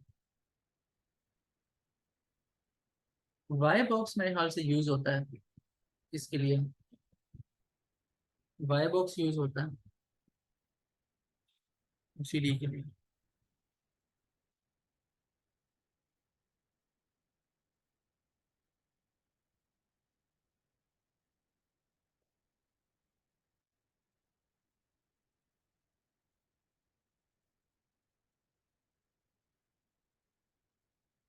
इंशाल्लाह इंशाल्लाह उसको भी ऐड कर देंगे वर्कशीट के साथ, जो वाई बॉक्स है उसको भी सेंड कर देंगे। कितने सेशंस में पेशेंट्स रिकवरी शो करते हैं? इट डिपेंड्स किस सिचुएशन में वो है, कितना जल्दी वो पिक करते हैं। जब ये जो सारी चीजें पढ़ाई गई है, वो जितना जल्दी पिक करते हैं, इंशाल्लाह वो उतना जल्दी रिकवर होना शुरू कर देंगे। जब उन्हें समझ आ जाती है रीअश्योरेंस सीकिंग क्या है, उन्हें समझ आ जाती है कंपल्शंस क्या है, जितना जल्दी वो इन चीज़ों को पिक करते हैं, अंडरस्टैंड करते हैं और अप्लाई करते हैं अच्छे अंदाज में, बेस्ट वे में, तो इंशाल्लाह वो इम्प्रूवमेंट होना स्टार्ट हो जाता है। If compulsions are in sort of a chain and followed by the other, one triggers the other. How to break the cycle?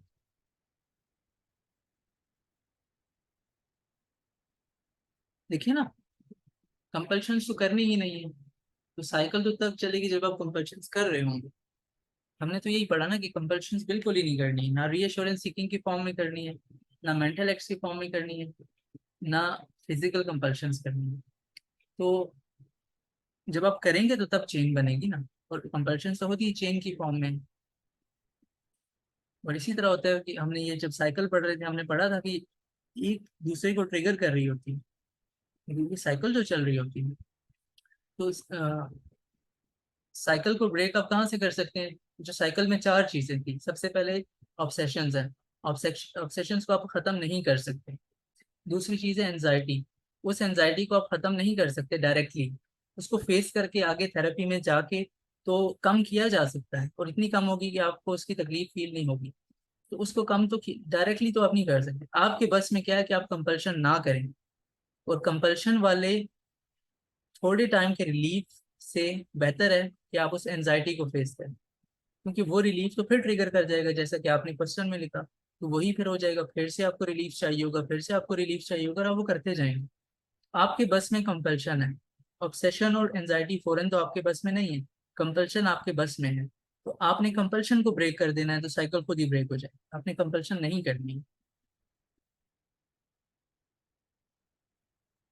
For starters, like one can't leave everything completely at the beginning of the treatment. For someone who has had chronic OCD for so long, he can't leave all the compulsions altogether. How to manage such situation?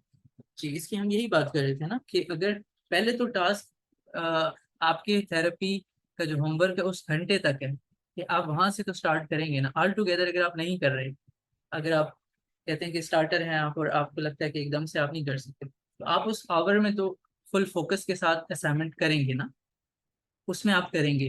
तो आहिस्ता आहिस्ता फिर ये आपकी life में भी आता जाएगा इंशाल्लाह। पहले तो माइंड सेट बनाना है ना, ये जो सारे पॉइंट्स हैं इनको माइंड में रखना है, माइंडफुल रहना है। माइंडफुल रहना ये की है, ठीक है। तो आहिस्ता आहिस्ता ये चीजें फिर आपकी लाइफ का हिस्सा बनती जाती हैं। तो स्टार्ट में वो जो आवर है, अगर आप कहते हैं आवर भी नहीं कर सकते, थेरेपिस्ट उसको कम करके 30 मिनट्स कर लेता है, लेकिन आपने स्टार्ट करना होता है बस। तो कंप्लीटली आप लीव नहीं करेंगे, कोई इशू नहीं है। आप स्टार्ट तो कर रहे हैं, आप होपफुल तो है ना कि एक टाइम आएगा कि आप कंप्लीटली लीव कर देंगे, और वही दिन आपकी बेटरमेंट का स्टार्ट हो जाएगा। तो इस सेंस में इसको लेके चलना है।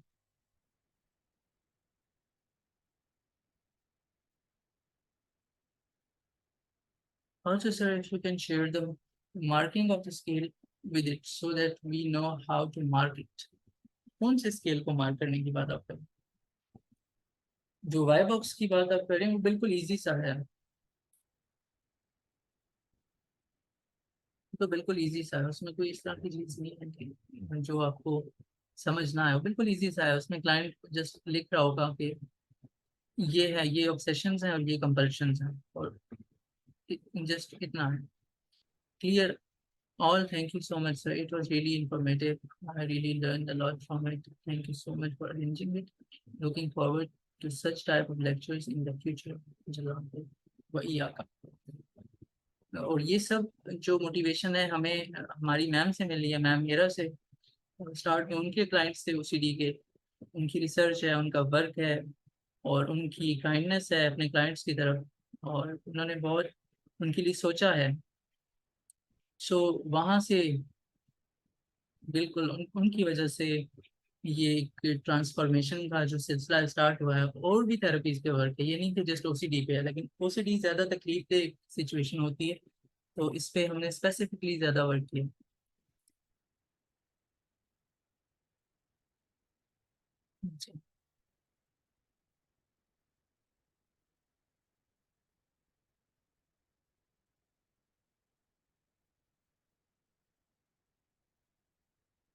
I loved the way you broke down complex concepts into easy to understand language. Thank you so much for this fruitful session. Keep up the amazing work. Much appreciated. Thank you so much. Thank you so much, Miss Sarah.